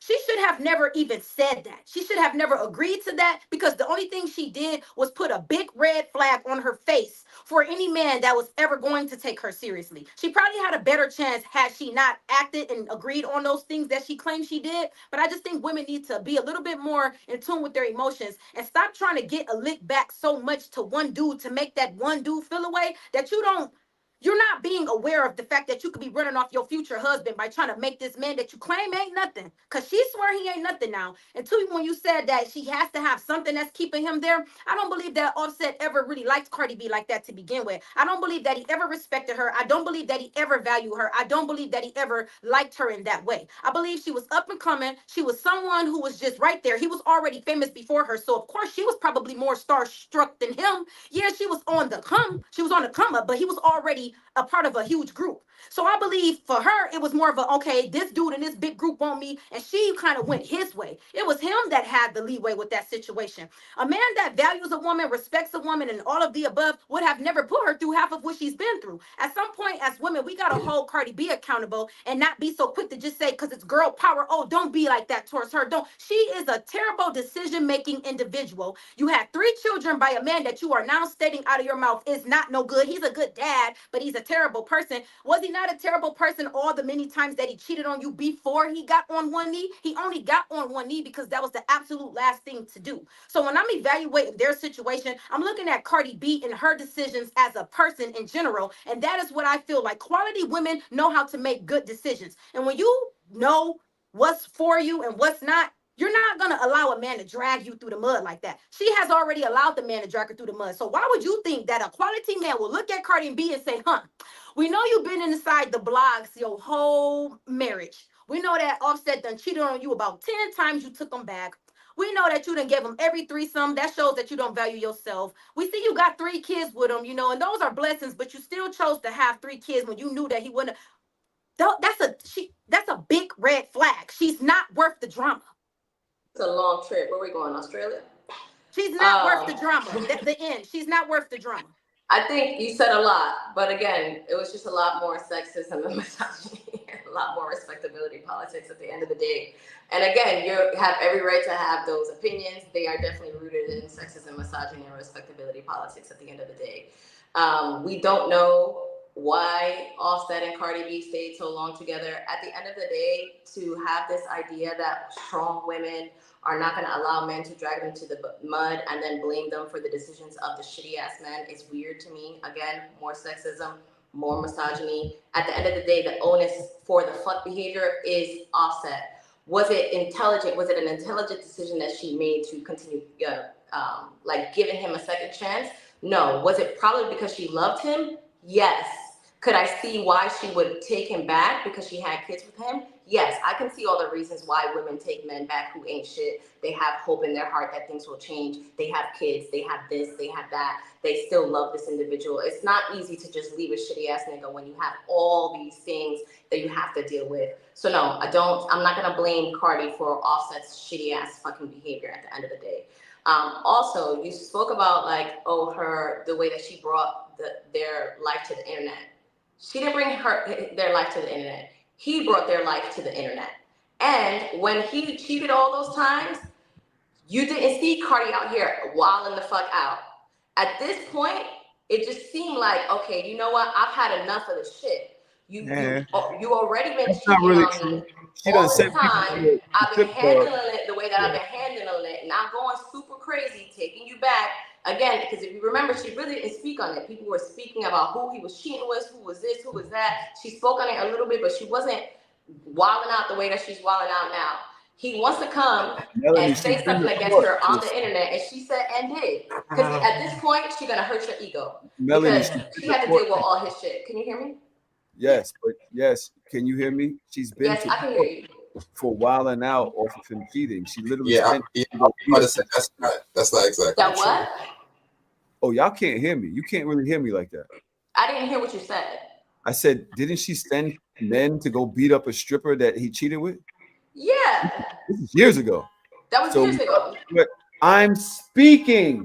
I'm talking about on the internet, like going on the internet and putting their information out there and fucking wilding out. When I'm talking about wilding, like she literally had a whole live and she put She's their whole fucking relationship on 3 blast. times this year.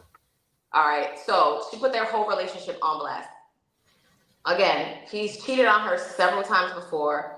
Did she make really great decisions? No, they sound like they're pretty toxic in and of themselves, like the whole entire relationship. But you can't sit here and act like Offset wasn't the more toxic person in this situation.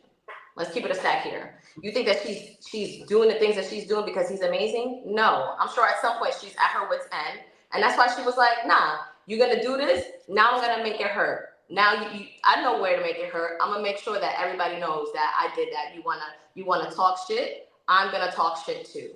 It is what it is. She got her fucking lick back. It is. She didn't get her lick back the first or the second or the third time. Now she got her lick back. Oh, it's a problem. She just got that. What? Nah. At the end of the day, like he deserved worse than that. He deserved way worse than that. The way he treated her. At the end of the day, would I do it? No. I probably would leave him. But I'm not gonna take my subjective discernment and expect someone else to act the way that I would act. I am not that individual. And I'm also not gonna blame another person for the harm that someone else caused them. But again, this shit is messy. Like I said, I personally think that she got her lick back. Go ahead, Cardi, live your whole fucking life. Will she find somebody else? Likely. Niggas is messy out here. Does it matter? Does it pay my bills? Does it make me shit? No, it don't. No fucking nothing. I don't care. I don't really care. But I think what I care about is the greater conversation, is because where a lot of people are approaching this conversation when they're trying to devalue and dehumanize Cardi B is from a sexist and misogynistic lens, which is the thing that I speak against, right? You can speak about your preferences, the way that you want to be, the way that you've been socialized and so on and so forth. But dehumanizing and devaluing Cardi B for this, not taking into context how much harm this person has already caused her, is wild to me. Can I ask you a question, Melanie? Sure. And a serious question out of curiosity. Is there a way to not judge but question her morals, her virtue, her level of class? Like Chevy said, she's classless. Is there a way to question it and not it be considered sexist or misogynist? If we're basing her value on her sex life, that is sexism. If we're basing her value on an object and then defining the object and tying it to her value as a human being, now, if we want to talk about the act of cheating, I think the act of cheating is something that we can discuss in a place where that definitely lacked integrity. And anybody, objectively, her cheating lacked integrity. We can all agree to that, but that her cheating is not based on her gender or on her sexual organs. We're talking about the devaluing of her because she had kids, because she had sex with someone else, because she had sex when she was pregnant. These are the things that people are devaluing her for. They're not even talking about her cheating. They're talking about just the sex itself. That's sexism. Now, and then to say it's classless, class in general is respectability politics. To appeal to the higher class, that is literally the definition of respectability politics. Again, would I do it? Probably not. Do I understand why she did it? Yeah. Do I think it's right? No, it lacked integrity. Yo, fellas, would y'all date a Cardi B? As to like, because we got the ladies going back and forth about this, but this is literally about us and our choices when it comes to the situation that she's in now, right? Like whether we would or our preferences, right? So you got three men in the room. Why don't we ask each other that? Like yesterday, would you date a Cardi B now? She has a woman though, I believe Chevy said a 6-year-old and a 10-year-old, something like that A you said? 6-year-old, a Yeah. 3-year-old, and a 1-month-old. No, I wouldn't date a Cardi B, not because of the kids thing. The kids thing, that's not, I don't really care about that part. It's how she handles stuff, like the internet stuff. And even just like I said before, like I want somebody that's going to be as motivated as me and that's going to help push me throughout stuff, right? If we are both artists, right? And I'm working on music and I'm putting out albums consistently throughout the years, or I'm doing whatever I have to do musically, and you're an artist too, but it's not really seemingly like that. That to me tells me something about your just own personal determination, work ethic, ability to create. So no, I personally wouldn't do it because again, I don't like the decision making. I don't like the social media antics. And I don't like that you're not as determined as I would like somebody that I want to be with to be. Yo, how can The you kids, saying the that kids. Offset has made more music than Cardi in the how last can you couple say of that? years? How can you say that yesterday if Hold on. I was just confused. If he could clarify, Offset has made more music than Cardi in the last couple of years. Cardi B has one album in 7 years. Offset has released a group album, 2 solo albums, and a collaboration album, if I'm not mistaken. Multiple singles and features. So again, like we have to be honest here about what we really say. I was not even aware Offset released music. That's how like Offset is the one. Offset is 1/3 of one of the biggest groups of all time. Like this is what I'm saying. Before Cardi B, so we got to put some respect. We got to like put some respect on these people's stuff.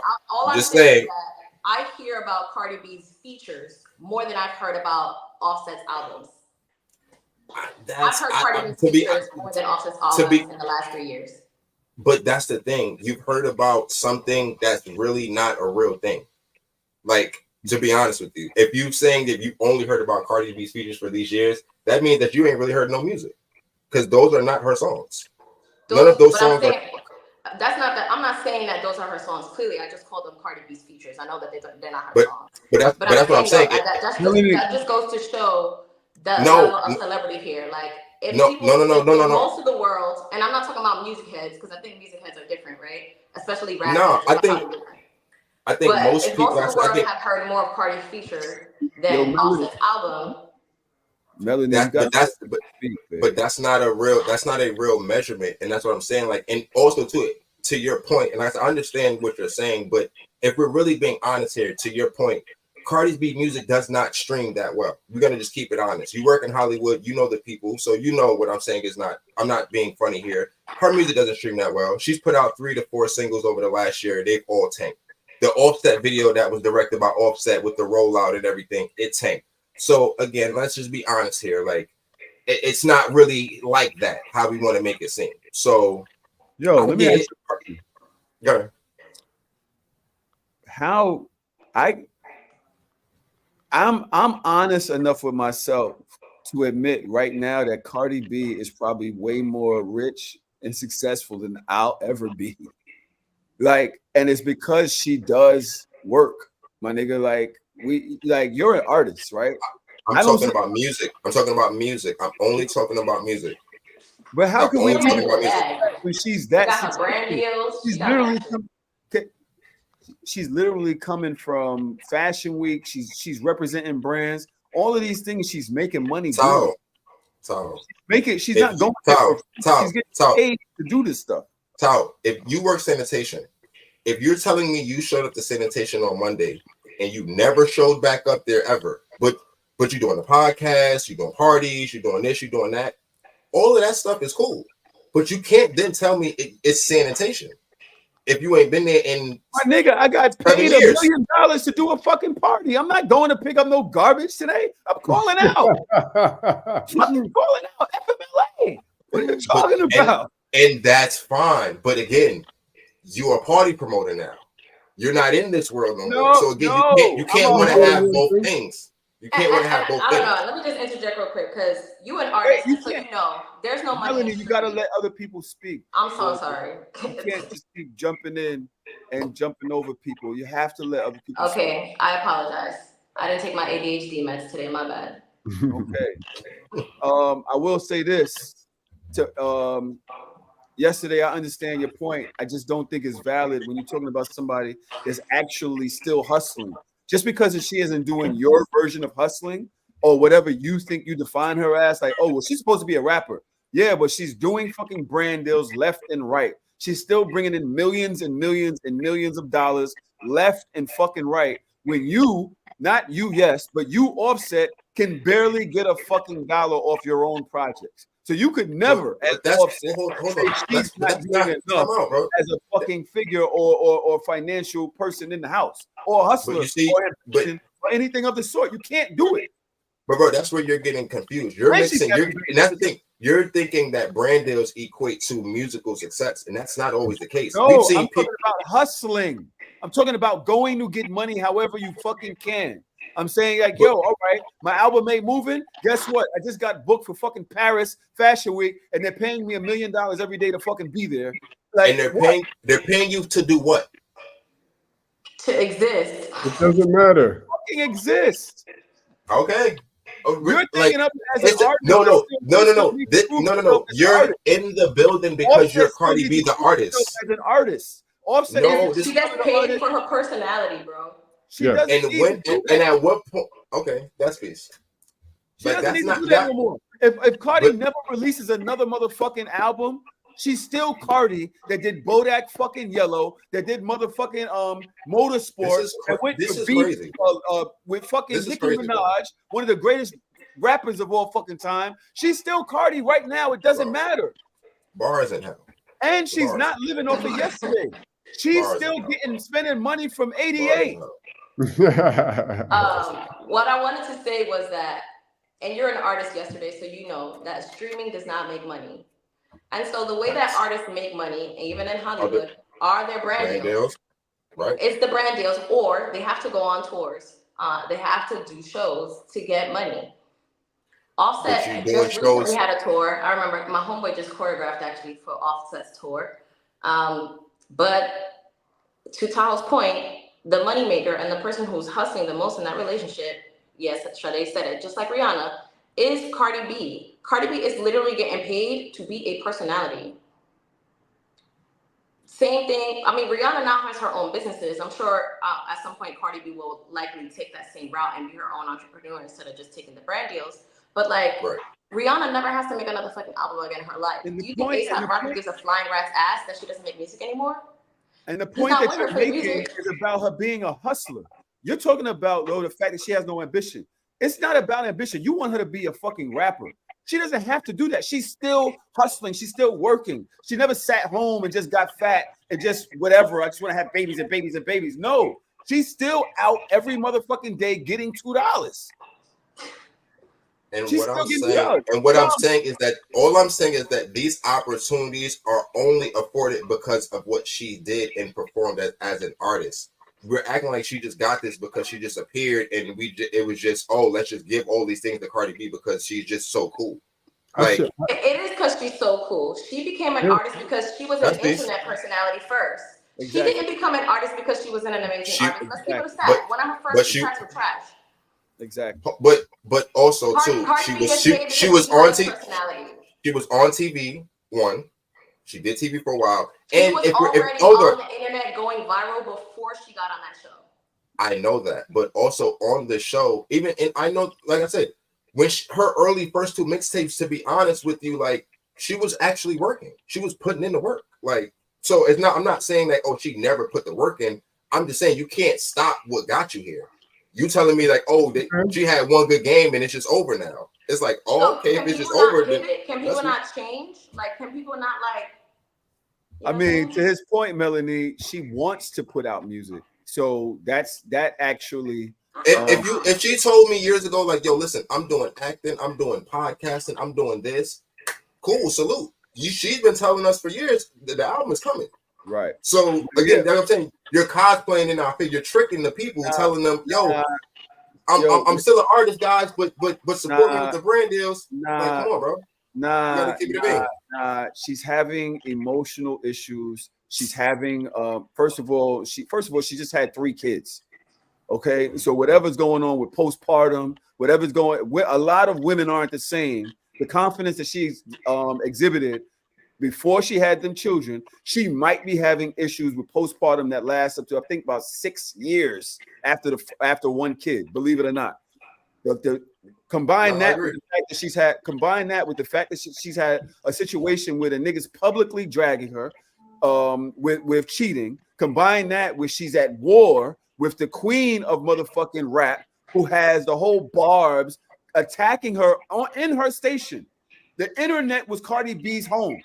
When the internet turns against you because all your business is being put out there, your husband is dragging you, you fucking got all of this other shit going on, and your music is tanking, you can't sit here and act like, oh, you lack ambition because you're not putting out music. She's under attack literally every fucking day, left and right, and it's affecting her confidence. Don't act like you don't see that. We know that. That's the thing. Under attack every day is crazy, but that's no every day we could go. I can Google. I can put Cardi in Twitter right now. I guarantee you, the first thing that comes up is some shit that somebody's saying bad about her, and she lives on the internet. Yo, DJ Trauma, would you date a person like Cardi B right now? She has 3 kids. Cardi B. I wouldn't date a person like Cardi B because we're not compatible, but it's not because she has kids, like yesterday said. And I actually wanted to respond to something that Chevy said about Cardi B's future husband looking at this and probably being turned off for it. I actually think the opposite of that. I think that her future husband is somebody that doesn't care about that. Like, you know what I mean? There's somebody out there for everybody. There's a cover for every pot. And she's always been herself, and she's always put herself out there. And there's somebody that loves and respects that, regardless of what she's been through, regardless of whether you think she's virtuous or classless. There's somebody that's like, yeah, nah, I like that shit. You know what I mean? And that's who her future husband may be. So let her do her. That's what got her to this fame in the first place. She's always been authentically herself, mistakes, bad decisions, poor discernment and all. And I think that she'll be fine. I want to say this. I would not date a Cardi B. And I understand what Chevy's saying. Now, I'm lying. I'm lying because I go to work every day and she's fucking rich. So I'm going to be a whore and I'm going to have to deal with her shit just to get $2 out the deal. Give me a couple motherfucking man purses out the bag. Give me a couple Chanel man purses. A car, and as much cash and jewelry as I could get before she locks me in, right? Maybe get a baby out there and put her on child support. I don't care. But if I was a nigga that had $2, I'm gonna go with what Chevy said. Yo, you're too messy, man. You're gonna drag me. You're gonna drag me at some point. And I'm not even just talking about what Chevy is saying is, yeah, she can go bag another Offset. You're gonna get another nigga that's messy. You're gonna go get another nigga that's doing some shit because that's the only nigga that doesn't mind your antics to wife.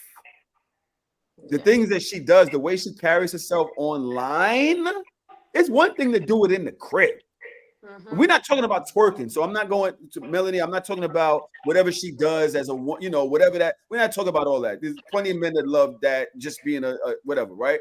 We're talking about the antics, the crazy shit, never not knowing what tomorrow's going to come up with on some negative vibe shit, and then making it public all the time. I don't know how many. Do y'all really think Russell Wilson wants that?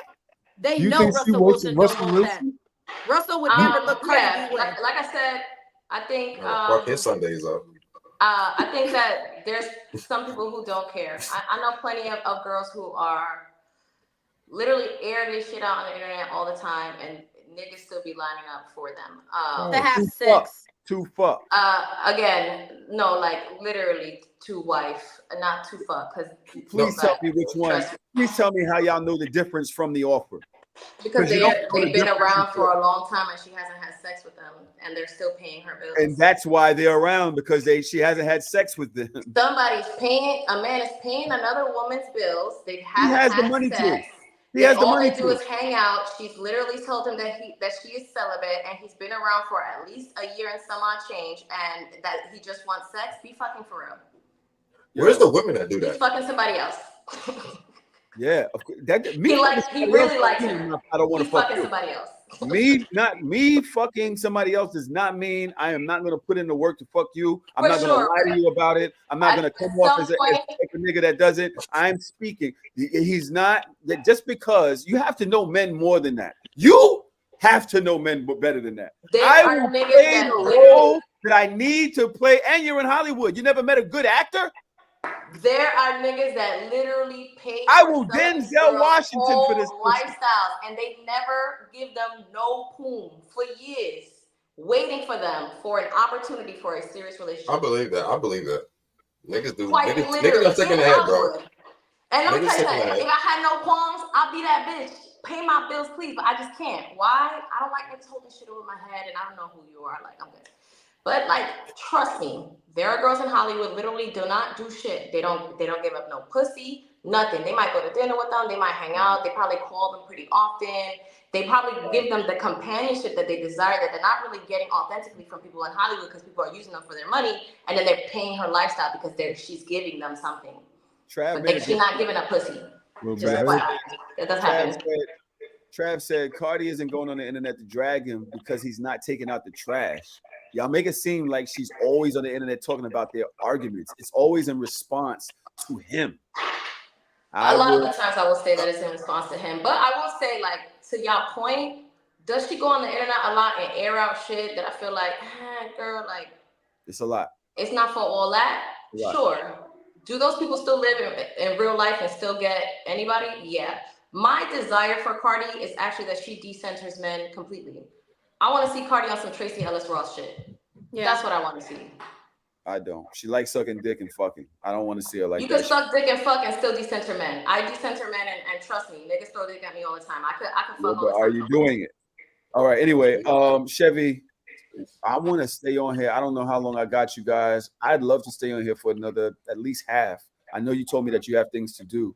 Do you have time to stay with us, or do you want to exit out? I mean, the child hasn't called yet, so looks like I'm just here till she calls. All right.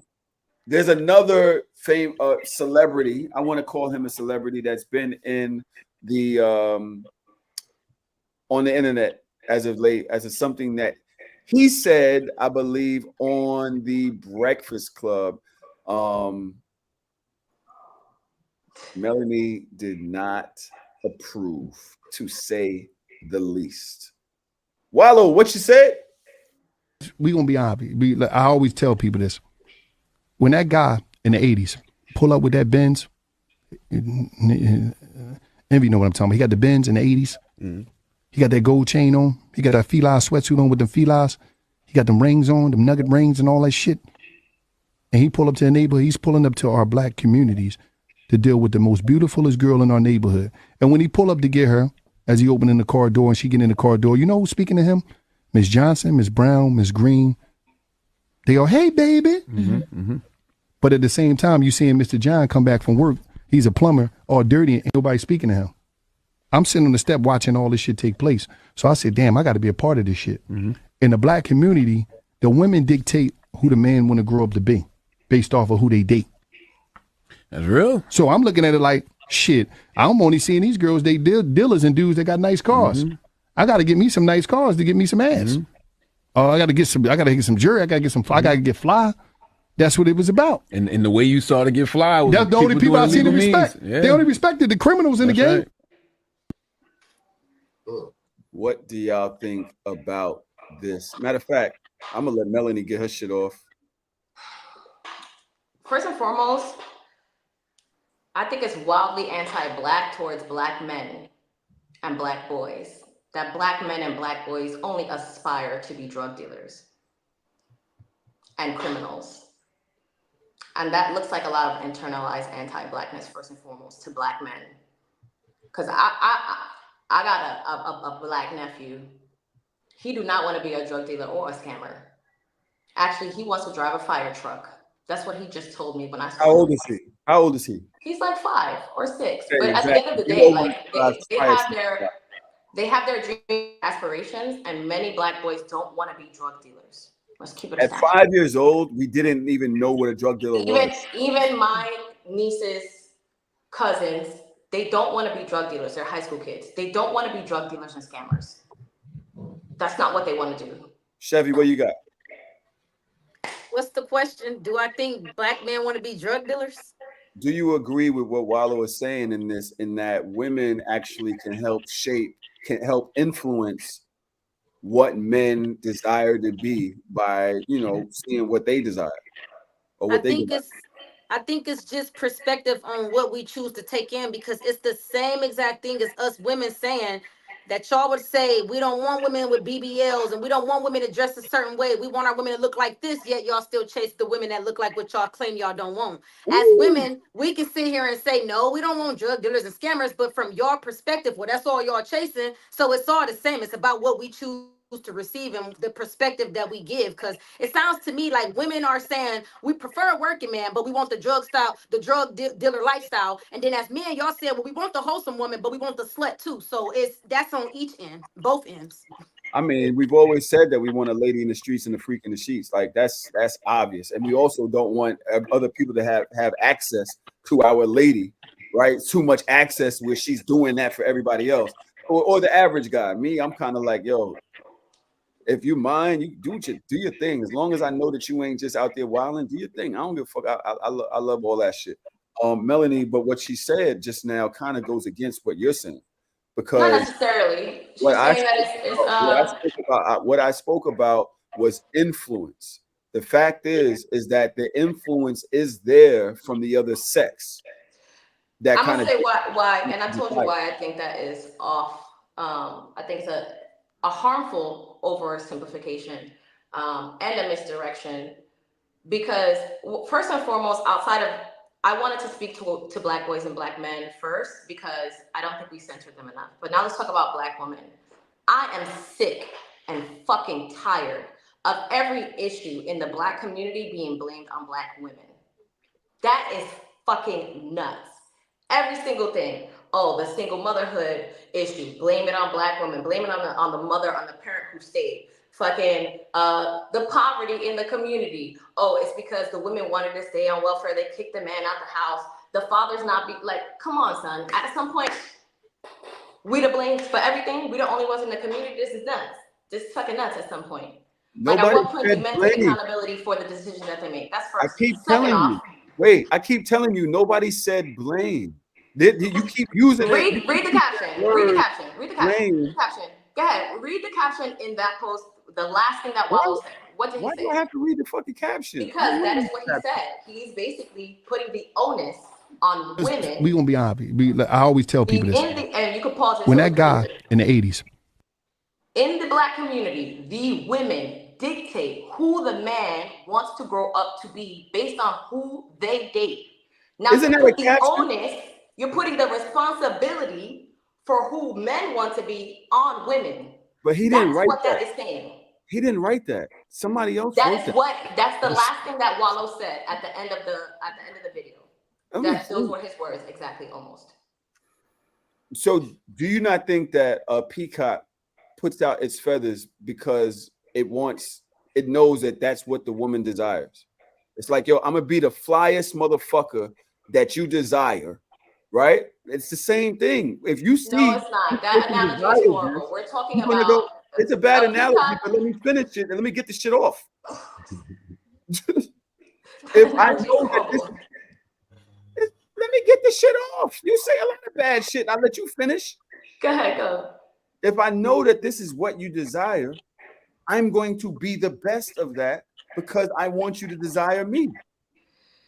Again, the reason why it's a horrible analogy is because it's a peacock and then who they're attracting. It's only two individuals. In this particular instance, we're talking about three individuals. We're talking about women, who they date, and how who they date dictates who young boys become.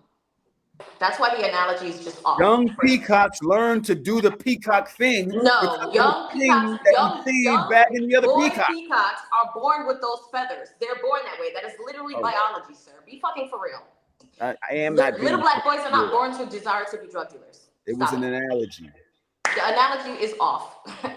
Another analogy. Now, let's go to the mathematics here. Oh my God. The other reason why I have a problem with this is because the assumption is that women in the black community only date drug dealers.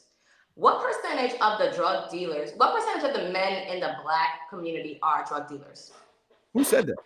I'm asking you. But nobody said that. What you're saying is, in order for this to be an issue, in order for this, listen to what I'm saying. In order for this to be an issue, in order for this to be prevalent enough, it needs to happen often enough that the black boys are seeing it so often that the black boys are like, gotta be a drug dealer. Look at this. When we were growing up, right?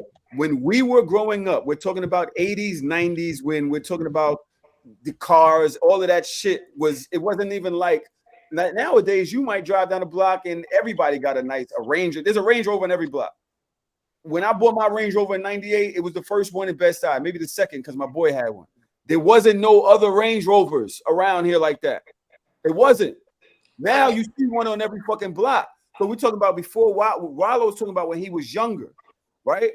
Them niggas. I grew up in that era too. Them niggas, what? I said I grew up in that era. I know what era he's talking about. You was in Canarsie. Y'all wasn't getting no money over there. Nigga, my mother lived in the Bronx, and I used to go see her all the time. She lived on Washington Heights, right on Broadway, and 160 and 164th, bro. The Bronx is still the Bronx. I don't listen to what I'm telling you. Back then, when you had certain niggas that had the fucking cars, drop tops, shit like that nobody ever see, they got all the attention back then, right? So what he's saying is, yo, you don't see them niggas had access to everybody that was desirable to us. Them niggas, everybody noticed them. Even the old ladies noticed them. The people at the corner store, the mailman noticed them. Everybody noticed this nigga. So it's like, damn, I want to be like that nigga. When your dad could barely put fucking food on the table, you ain't want to be like this nigga. And nobody else respected him. Your mom ain't even respect this nigga.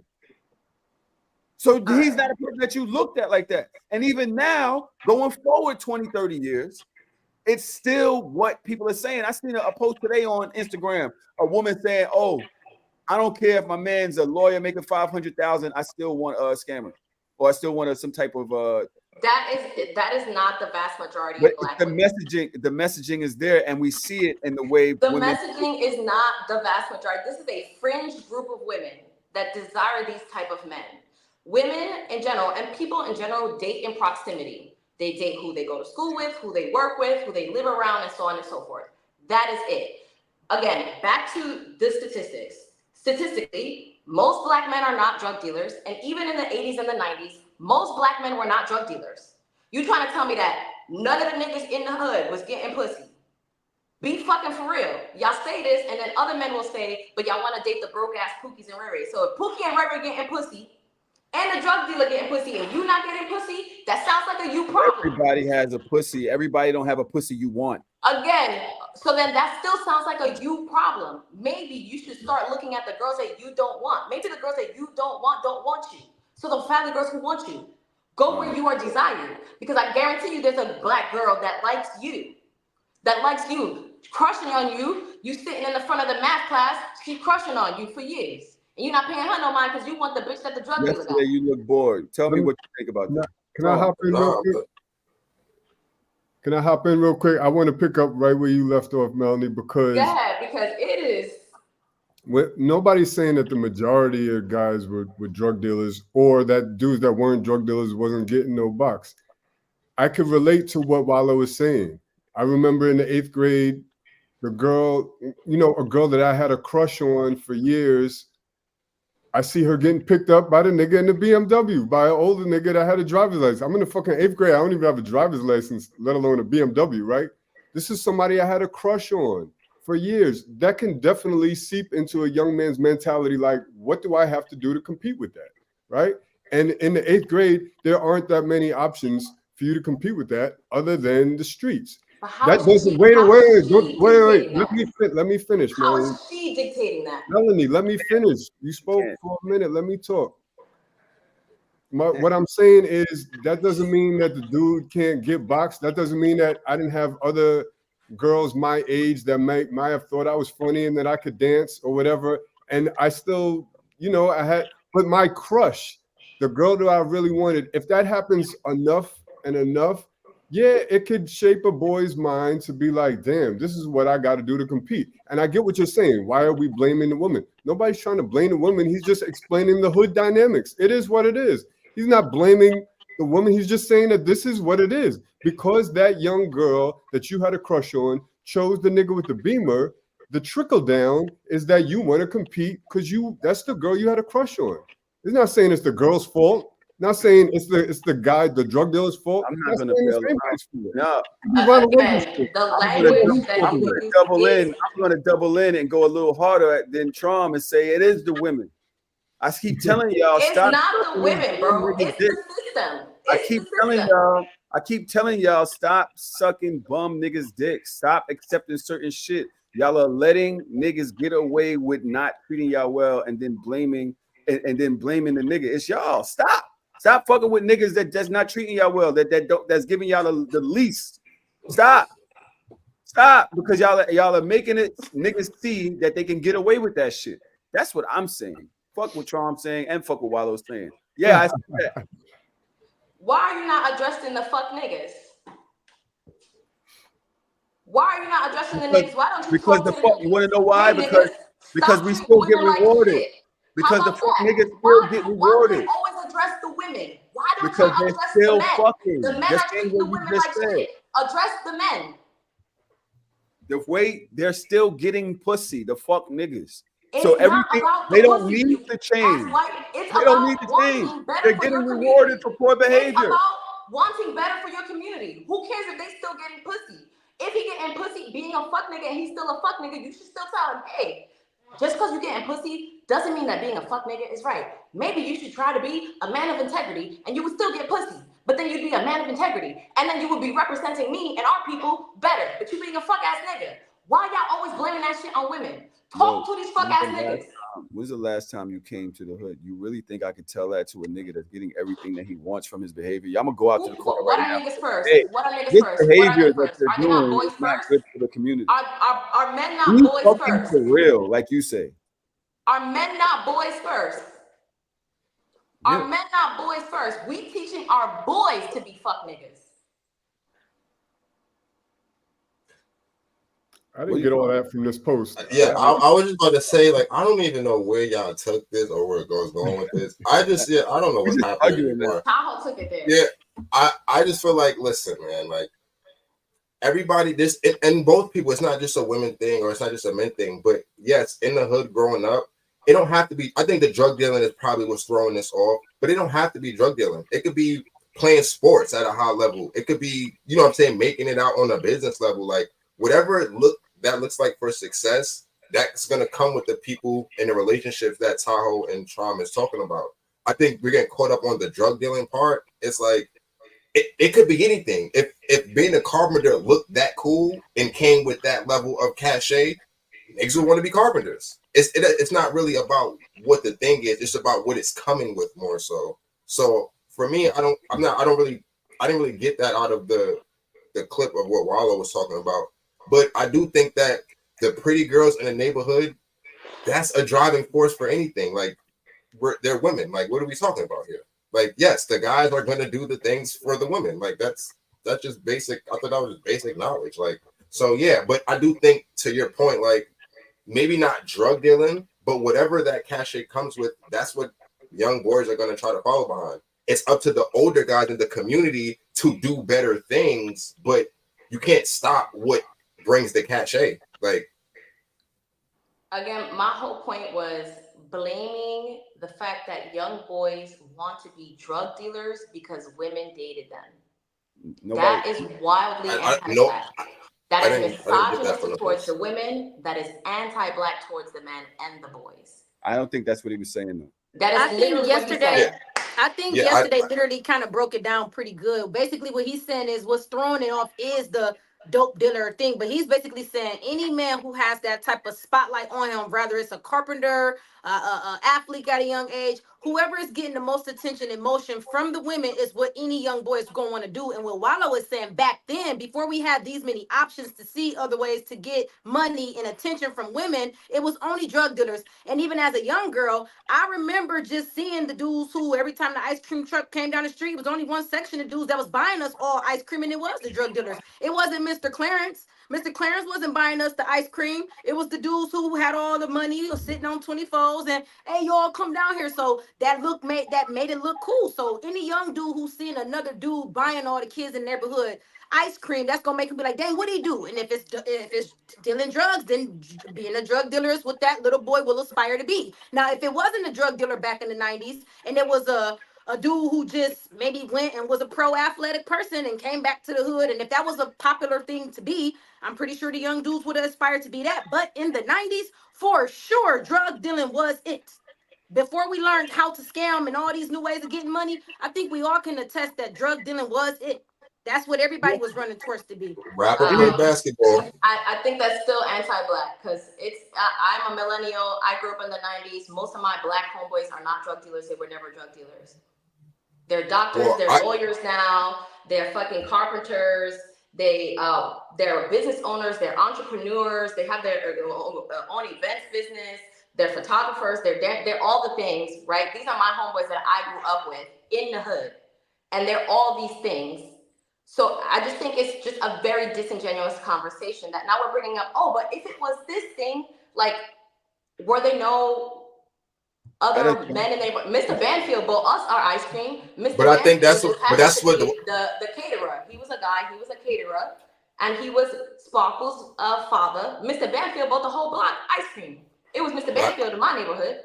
But I think that's what the point is. I think you're getting caught But up my on the point drug is dealer real part. quick yesterday, and this is why I'm bothered.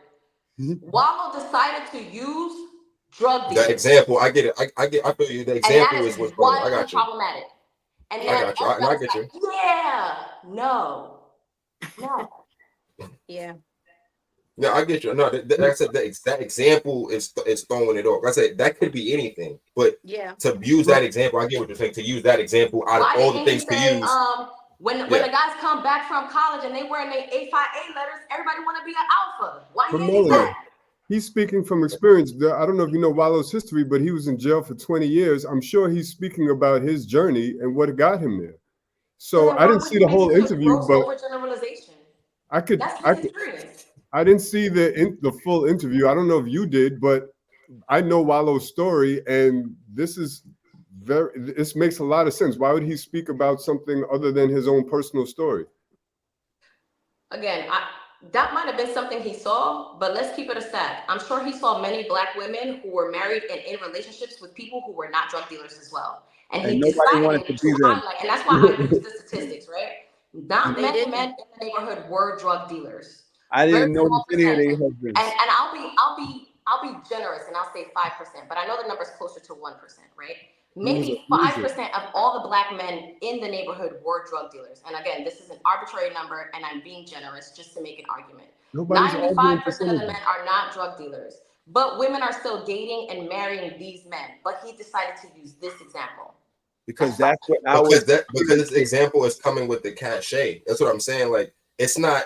This is not something that we're choosing because we just like it. That it just is what it is. Like again, you're either selling drugs or playing basketball. That's back in the day. That's what came with the cachet. It wasn't what it all was. of these lists of things. But I'm only talking about the cachet part of it. That's it. It's literally what it was. It's a real thing. What you're making it like it's the choice to say it when that was the real thing. Like literally, we lived through that. That's what we wanted to be, which is actually what got a lot of us in the 90s, 2000s to go stand on the corner because we wanted to be like the guys we saw like when we was coming up. That's just a real thing. It's a fact. I think my And other not issue just here and not is just that y'all drug not dealers too. naming it on what it is. What y'all talking about, the desire for that type of power, dominance, and money is rooted in patriarchy and capitalism, right? Patriarchy says in order for you to be a masculine man, you must be able to have power, dominance, and wealth. And in a capitalist society, you have to do this, you have to exploit people in order to get wealth. Then you tie in intersect racism and systemic racism in here. CIA puts drugs in the neighborhood. What's the easiest way for black people to then have some wealth in the hood after redlining and all this other shit? Drugs, right? So now we're having a conversation. Why did the black boys want to be drug dealers? Was it because of the women that the drug dealers were dating, or was it because of systemic racism, toxic masculinity, patriarchy, and capitalism, thinking that they had to attain all these things and all these wealth and all this in order to get a woman, and not even a woman, because y'all was saying the word this whole time, in order to get pussy, right? Now y'all objectifying women. Why? Because these drug dealers was mostly objectifying women as well. So now let's throw some sexism and sprinkle some misogyny in there too. And y'all don't want to blame the system. It's the system. Even the women who are saying, I want a wealthy man to provide for me. She is also patriarchal in that nature. She is adhering to patriarchal standards of masculinity. Nobody So wanted to my problem misogynize. We again just is wanted y'all never BBs want on to our talk about car. Tahoe. Let me finish. I'm almost fucking done. Y'all never want to talk about deconstructing the system that emasculates you, that never even lets you be a masculine man because you were 3/5 of the man. So the only thing that it can do is dehumanize you or make you a monster. And y'all don't want to talk about that system. Y'all want to talk about the black women in the community dictating who you dated or who you wanted to be by who they dated. It's fucking ridiculous. You won. All righty. Yes. Yeah, they got it. I understand your point. I think that saying it was just the women, okay, I'm pretty sure he could have expounded on that. But yeah, when I was young, I wanted the cars, I wanted the jewelry, I wanted the matching sweatsuits. But I think that all of that comes down to wanting women to like us and being attractive as men. That's the peacocking thing I was talking about. But I mean, it isn't y'all fault. I keep telling you that, not to blame it on y'all. I think it was just what he was talking about was what made him want to become that. And it was more about the whole aura of that persona, less about the women making him do it, more about like, yo, I want that, what you said, white, what you call it, white? White male patriarchy. No, you said something else. I can't remember what it's called. Power and dominance, wealth. Something whiteism, but you wanted that. It's basically white male patriarchy. You want many black men desire to have the power and dominance that white men have in the patriarchal system that white men built. Okay. Well, this was somebody said she's worse than God. Yo, Melanie. Oh my God. Josh would probably disagree with me now. I don't know about that. I don't know about that, but we will never know because she never showed up. I'm gonna curse her ass out too. But I had more. I don't have more. I can't do this no more. I'm getting the fuck out of here. I'm hungry. Chevy Caprice. Whew. First of all, are y'all okay? Everybody okay? Great conversation. Thumbs Yeah. up. A Yes. lot of different points of views. I love when it's like this. Yeah. Yeah. I do too. Um, I'm not gonna say it. Melanie, are you okay? You know this shit pisses me off. Are you Love a okay? black woman from infinity to infinity. I'm just tired of it, and I know black women are tired of it on the internet. If you go in the comments of that video, the black women are tired of being blamed for everything in the community. Every downfall in the community is blamed on black women. And look, we are not okay. We are done. Stop blaming that shit on us, bro. Deconstruct all the systems and figure out why you feel emasculated in the system, and then we could work together in a community and build that together. Like, these gender wars are ass because it should be a war against fucking white supremacy and capitalism, but it's not. It's a gender war because why? I don't think they were talking about that.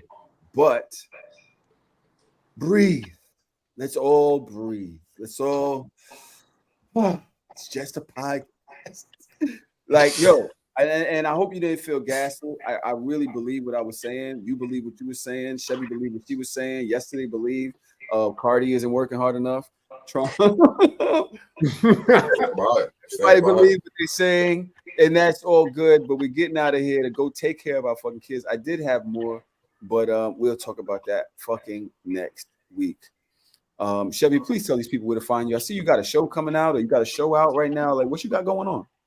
I just dropped a podcast with Big Bang, so if they want to check that out, that's on his YouTube channel. I believe it's Prospects Network or something like that on his page. But I am currently working on trying to get my own podcast started because I do feel like my videos started off at 2 minutes, then three, and now I'm finding myself extending it longer because I don't like when I'm misunderstood, and my points to me are pretty valid. So I need to just get it to where it's a podcast to basically extend my thought process to people so they don't misunderstand me. But for the time being, they can find me on IG at Chevy_Caprice. TikTok is my habitat. That is where they love me and I love them. That is also to Chevy underscore Caprice, two V's in it. And my main thing for my videos and stuff is I understand that a lot of what I say will trigger women that's either my age and older, but that's not my audience. My audience is to try to target the young women, to give them a different perspective and to get them to understand that there is another way. I'm not going to say the way, but another way to do things. I feel like they don't have many great examples right now. And although it is our body and we can do what we want, let's just try to be a little bit more classy with what we do. We don't have to chase men to get lick backs to make them feel away. You can't make a man care who never cared to begin with. And so that's really the main thing for a lot of my videos is to just give different perspective to the young girls, so they can carry themselves, a little bit more with a little bit more class. We got enough sexy res in the world, so Are you, yep, that's he called. the That, point, that's in me putting out content. So, but that's where they Chevy, can find me. Chevy, I really appreciate the way your brain works. Hopefully, you'll accept the invitation to come back on the show. Melanie, where can these people find you? you can find me on Instagram at Melanie Moves. Melanie's with a Y. Z is at the end of Moves. I'm also Melanie Moves on TikTok. I haven't been on there as much. Because you Um, sweating me on Instagram. I found your ass on TikTok.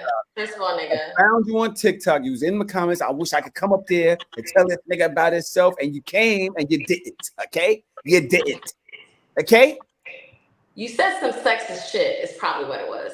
I think there's some sexist. I think everybody says some sexy shit to you, but we'll talk I about think that in general, a lot of people another don't understand day. the scope of the systems. And if you understand the scope of the systems and like the way that when you perpetuate them, it perpetuates harm against women and femme presenting people, then you would probably decide not to continue to uphold a lot of I these do systems. enjoy talking to you.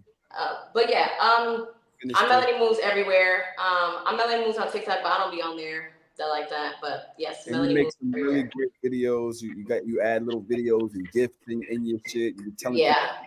you're I really, also do fitness and health and wellness. So yesterday. What you got going on? Just working on new music. I'm working on my new album right now, so that'll be Trying to coming be the out next soon. Cardi B? Yep, trying to be the next Cardi B. You can find me on Yesterday with 3 S's on all platforms.